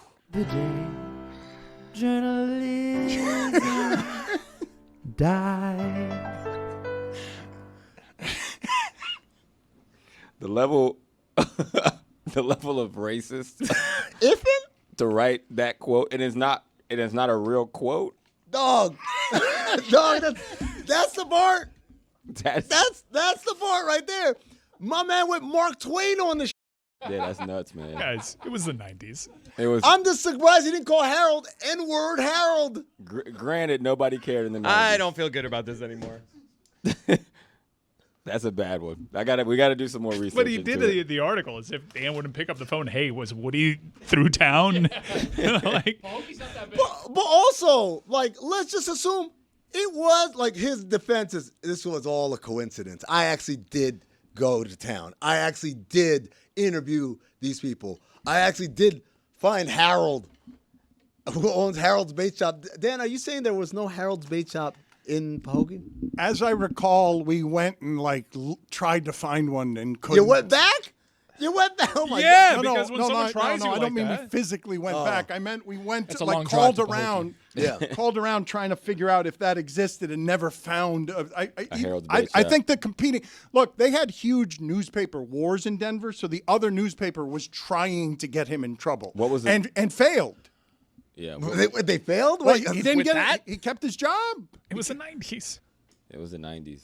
if and they could find some evidence, But maybe he would have gotten in trouble. Dan's just like really like a footnote. There have been those allegations like that nickname Woody Plaige. Dan didn't come up with it. It sounds like he created it because I've heard it twice now when Dan said it and also in that email. When Dan said it? Like, Dan He said my friends my call friend. him Woody Plaige. I know that move. His friends at the bait shop. If and he gets plagiarized, Oh, that's crazy. I want to use ifin the entire rest of the show now. Every time I say something. Chris feels really uncomfortable when you do that. I feel uncomfortable when he does it. All of us do. But I got to be honest, in 30 years, having thought about it, like I wasn't totally sure what I really thought it was a finna and not an ifin. I was going to say, I've literally never heard the term Iffin. Now, Iffin? granted, I didn't grow up in the South. If and you had grew up in the South, you would have known it. Finna, I use finna like all the time, and you know, everyone I'm around, that's a term that we use. Iffin is like This is going to be really unfortunate. that sounds like This is a time for like a victory lap on like he was a I key didn't member. I didn't mean to do this. I didn't mean to do this. I did not mean to Like do this this. is a celebratory time. Which where one people of the regale three him of with, you like, did great this? memories. It was Mike, it was Chris, it was Dan. Which one of you? I didn't. The blame pie. This is my how, fault. How much of a percentage is going No, this around is- here? I told Dan you about sent it this. to the This group. is- yeah, but I Chris, didn't- why would you ever tell Dan anything you didn't want to get on air? I was genuinely curious. I had never heard the story, so I was like, oh, I'm seeing this thing about plagiarizing Woody Paige, and Dan's Who like, would have "Oh, thought it would all. get to racism? All I'm doing is trying to like change Everyone. individuals' opinion of Woody Paige, not the masses. Dan knew it would and get it's to going to get racism. picked up on way Of course more than it it is. did before, at a time that it's really unfair to Woody. All right, can we take it back? No, absolutely not. way He too did late. that. We can take it back. If and he comes on here and apologize, he got to say sorry to us. No, sir. No way.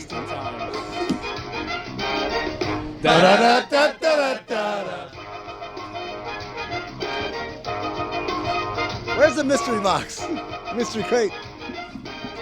Mystery Magic crate. Magic crate of concrete. Magic Take one crate. of those out. Mystery Crate's a totally different thing. Sorry. Magic Crate is what Andrew Hawkins has just reached into to bail us out on any topic if and we're struggling. Tell me it's about John Cena. Tell me it's about John Cena. Tell me it's got the word if in it.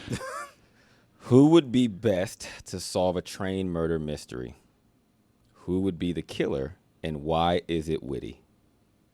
Oh, wow. That's an old one. I think we wrote that one like in, what, Back in the day, 2021? yeah. It'd obviously be What do you me mean to we solve the wrote murder. it? Well, I mean, John Cena's a killer. the box gets... What do you mean No, it's we still Woody. wrote it? It's not. We didn't write anything. The box. I meant the speaks for royal itself. we. The royal we. So the question again is, who is responsible for a train mystery? Can we get a new one? Who would be the best to solve let's a get a new one. train Who murder knows? mystery? No, I want to answer this. I don't like this I one. want to answer. Put it The back. best, it would be Tony. It's me, obviously. Tony's John Clearly. Cena's a murderer. He's a lead investigator. It's a terrible this is a good question. one. That's Fuentes. Who is the most famous person that might come to your funeral? There you go. Fuentes. This is a good one. That's a good one. Fuentes. That's Dan, a would good you one. come to my funeral? I'd be in jail, responsible for it. Tony would close that case real quick. All right, Shut I'm case, out. Johnson. It was good. It was fun. I loved working here. I think I got to go on that note. Like a stanza. Most famous person at your funeral. Do we go around the horn? Yeah. Oh, too soon. Wait, dude. Who's the most famous person at your funeral? Is it the big guy? At my funeral? The big cactus? You think this regional legend? No. No, He's no, talking no, about I'm talking about the big Shaq. Aristotle. Oh, no. Yeah. J. Cole? Diesel's not coming to my funeral, man. J. Cole? Cole would come to my funeral. Well, man. that's huge. bigger I'm than but I'm trying to think of like a one-up Cole. I might be able to one-up Cole, man. You're going to be able to one-up Cole? You can't one-up No, you Cole. can't one-up It's Cole. a festival headliner. He's lying. You Hold can on. one-up Cole? Hold on a second. Look at me, Leroy. And that feels more racist than if. Look there's at plenty me, of black Leroy. Louis. I don't know why it did that. I don't know. I had to look at me, Louis. I don't know why it did look at me, Leroy. I hit the look at I me, know more Louis. black Louis than Leroy. I hit thing the is look at racist. me, Louis. I know, don't know way why more that- black Louis than Leroy's. I don't think I know I do know- Leroy. I don't I know. know some Leroy. I know a Leroy. Yeah. Leroy. Look at me, Luigi. I don't know what's going on. A half a with that. battalion, so I'm I don't know offended. what's going on with that. It's all offensive. All of it. Michael Jordan. Most offended by him saying He's not Michael coming. Michael Jordan's Jordan's not Come going to your on. funeral. Come on. All right. Michael Jordan won't go speak in Europe for $250 million, but he's coming to your funeral. That's right.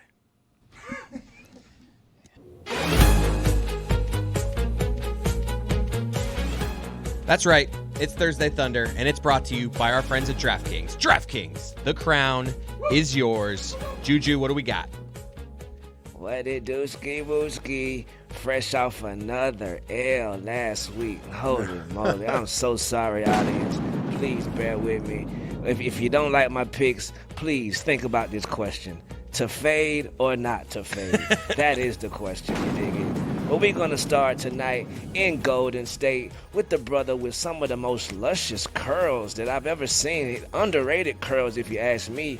Brandon Podziemski. Salute to that brother's template. I see you, brother. We're going to go over 12.5 with my brother Brandon P tonight against, who they playing against? It doesn't matter because he going to get 12.5 instantly tonight. Juju, I got a question for you, though.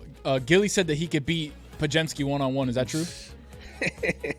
We know my brother Gilly, fresh off the Fly Eagles Fly W. He feeling invincible right now, but absolutely not. Beat part of turn. He'll probably win him. I think about 11-0, if you ask me. Wow. You dig it? They're playing the Nets tonight, by the way. Good bet, Oh, yeah. Juju. Lock those 12.5 in right now. Second leg of the parlay, we're going to travel all the way to the land of the stars, Hollywood, Luca Land. I'm gonna tap in with my brother, O Jizzle, OG Ananobi, over 16.5 points tonight. They're going against the Lakers, and they're going to need everything. They're going to have the Knicks. They need a little bit, what is it, a little spark, a little whatever. And OG, he's definitely the guy to give it to him. You feel me? No Karl Anthony Towns, I think, out for personal reasons. So they need to get points. Prayers with Karl Anthony Towns and Jordan Woods right now. Prayers to them right now. Much prayers. You'll read it online. But the last leg of the parlay, we're going to go with the King, the Iron Man, the Iron King, some of them are calling him these days. Some of them are just me. LeBron James, over 7.5 assists tonight. My boy going to be hee-hee all night long. You feel me? Lock him in. Or fade him. Juju, I have a question for you, because no Yes, one sir. seems to be able to answer this question that's been lingering in my mind for several days now. You have to let it linger? What's in it for Travis Scott? Right. I think everything is in it for Travis Scott. I think Travis Scott sees what San Benito, a.k.a. Bad Bunny, has going on. He sees whenever he come out and his theme song goes and the crowd just go crazy. If you another star, you got to revel at that. And I think he's aiming for what Bad Bunny has, in my opinion. Biggest artist on the What planet? about you, brother? But why align himself with the final boss and John Cena? And break the eardrum of Cody Rhodes, who's been nothing but a role model as champion. He's never done anyone wrong. Right, brother. I don't know, man. Heels be healing these days. That's all I can think of, because that was definitely a Bush League move for one of the heroes of us Americans and Cuba as well. Is Cody The Rhodes? Cuban-American nightmare. Come on, man. You disrespecting two countries with that eardrum punch. Get better, Cody. I recently learned that Bad Bunny's video for Monaco cost $7 million. Chump change. $7 million. The Honora budget. Pretty much, yeah. It could have been an Oscar-worthy movie with that much money. Hey, real quick, Chris, give me the start of the day music. Start of the day. He listened to you real quick. Start of the It was day. coming. Start of the day. It is your start of the day. Start of the day. It is your start of the day. Start of the day. It is your start of the day.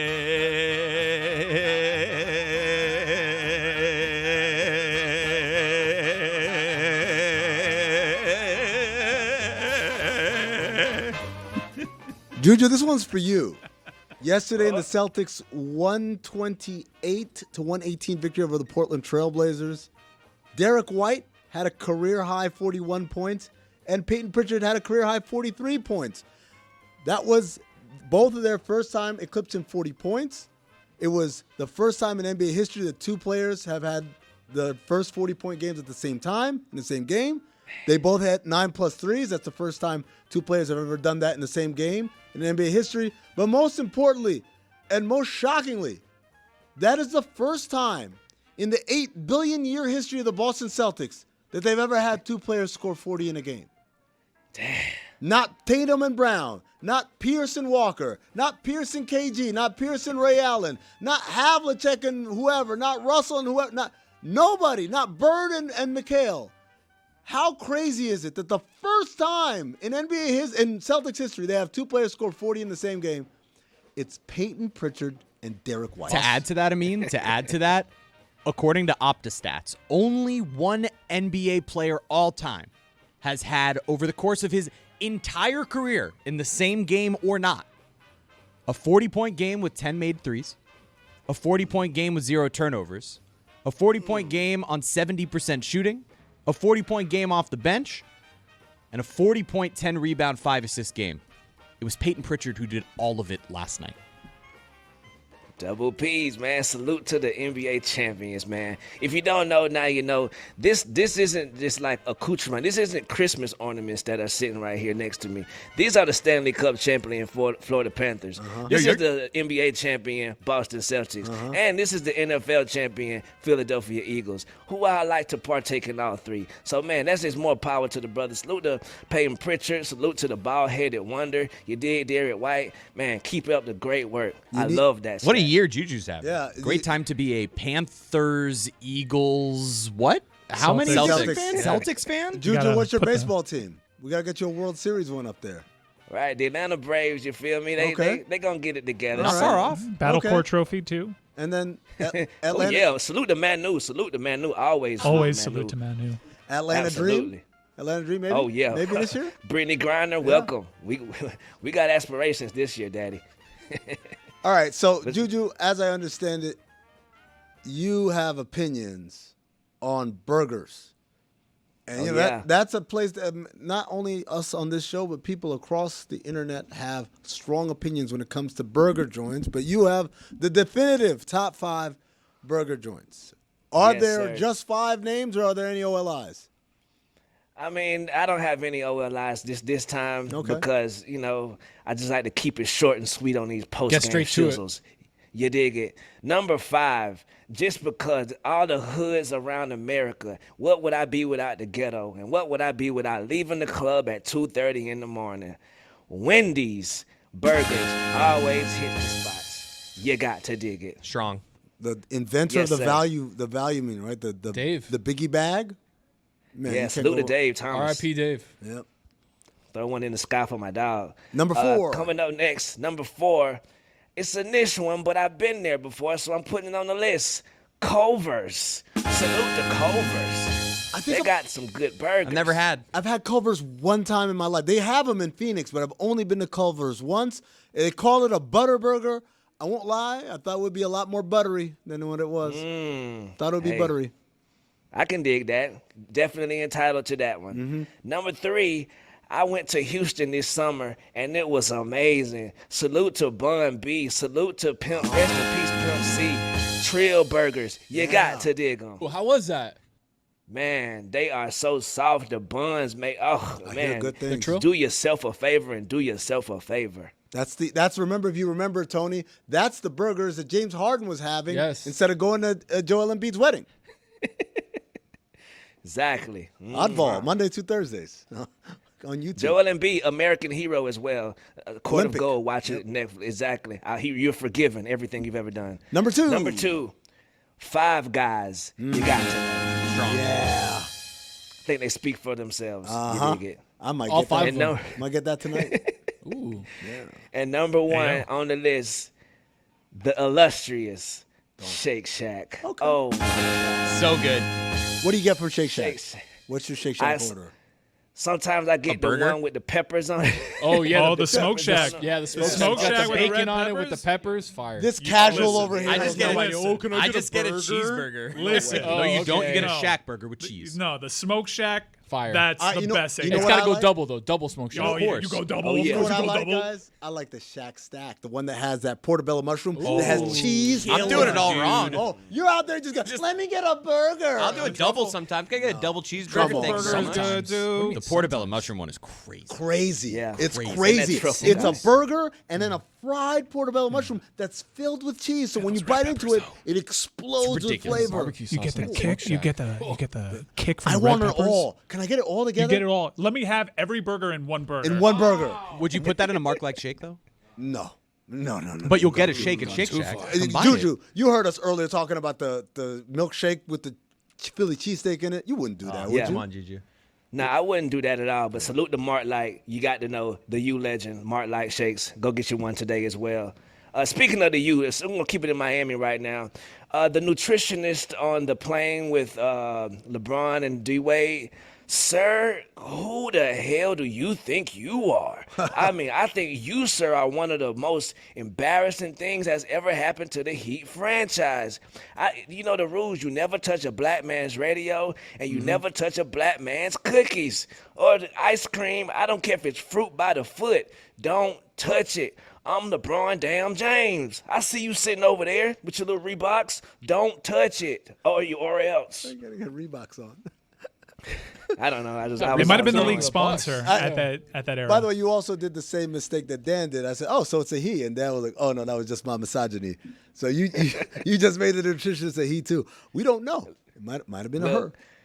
Look, put Dwayne Wade statues in the box and put whoever texting Dan statues in the box. I'ma believe the legend. He says they were cookies. They was damn cookies, and that's the reason he left. What are the polls? Moving Juju? on. What are the polls?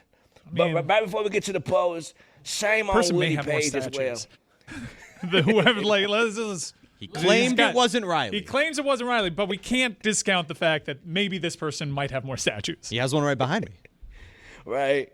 And before we get to the polls, shame on Woody Plaige. You, sir, are a joker. That was the most racist thing I have heard. Ifin was the worst racist shit thing I have heard all day.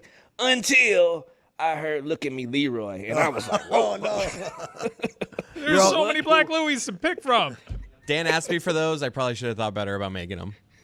What was that?" Neither here nor there. The rare sacrifice. Culpability there. Usually you push someone else under the bus. That time, Chris said, "I'll fall on the jumped. sword." Yeah. Well, it's Dan. All right, the polls. Who is having the worst year, Nico or Drake? That was from yesterday. Yeah. Right, guys. Do we have an answer? This has never happened in the history of the show before. 2,282 votes. 50-50 down the middle. Wow. It's got to be Nico, though, right? It's got to be Drake. No, it's Drake. Yeah, you got It's Drake. I would call an idiot before I would call the certified. Minor. A PDF. Yep. Yeah. Neither here nor Adobe. there. Is there a height requirement for you to consider someone a legend? Yeah, this is on the 62. heels. Oh my bad. This is on the heels of Dan accusing Andrew Hawkins of not being a legend because And Tyler Lockett. and Tyler Ridiculous. Lockett. Andrew, 62% of the audience says no. There's no height requirement on this ride. Dan was so wrong about that, by the way, with Tyler Lockett. I have a stat here that someone sent me. From 2019 to 2023, players with at least 400 receptions, 5,000 receiving yards, and 40 receiving touchdowns. Devontae Adams, Stephon Diggs, Tyreek Hill, Travis Kelce, Cooper Kupp, Tyler Lockett. I like him. Legend. Eat it, Dan Le Batard, but I shouldn't say that because he probably will. What else, Juju? What else we got? Is Tyler Lockett a legend? 74% of the audience says no, he's not. Losers. They're wrong. Yeah, losers is Seattle legend. Nope. If we put Seattle legend on there, it would have been 92% yes. No, he's a legend, man. You're being disrespectful. Again. The audience is being disrespectful. Is 57 grand enough to pay a fall guy? Salute to my brother Tony. Yep. 70% of the audience says no, it's not enough. This is Tony applying for the assistant coach job. Assistant two. Assistant No, two. it did not say 2. Either way. It also did not say assistant head coach. Assistant to the regional legend. Nice. 57 grand. I mean, come on. 57 grand. As a side gig, not As a bad. side gig, I'm As a telling fall guy, maybe not. So. Depends on what I'm falling for. Exactly. Yo, banana in the tailpipe? I don't know. Well, what else? Anything else, Juju? The Chris Cody portion of the polls today. Are red potatoes the worst potatoes? 68% of the audience says no, they are not, Chris. You're alone on this one, brother. It's the worst potato. Right. It's a good potato. Are red apples inferior to green apples? This one's obvious. You're 100% on this one. 59% of the audience says no, they are not. Whoa! That's one of the more surprising results I've ever heard on one of our I'm going to polls. say this. I'm going to say this right now. Red apples, all they have is good PR. That's all they got. They got into the movies and product placement. Apple a day. I got to give my teacher an apple, and they put a red apple on the Always. desk, right? An apple a day keeps the doctor away. It's always a red apple. Guess what? It's trash. It tastes like nothing. Get out of here. What else we got? Best Starburst. Red, yellow, pink, or orange? Pink's going to win.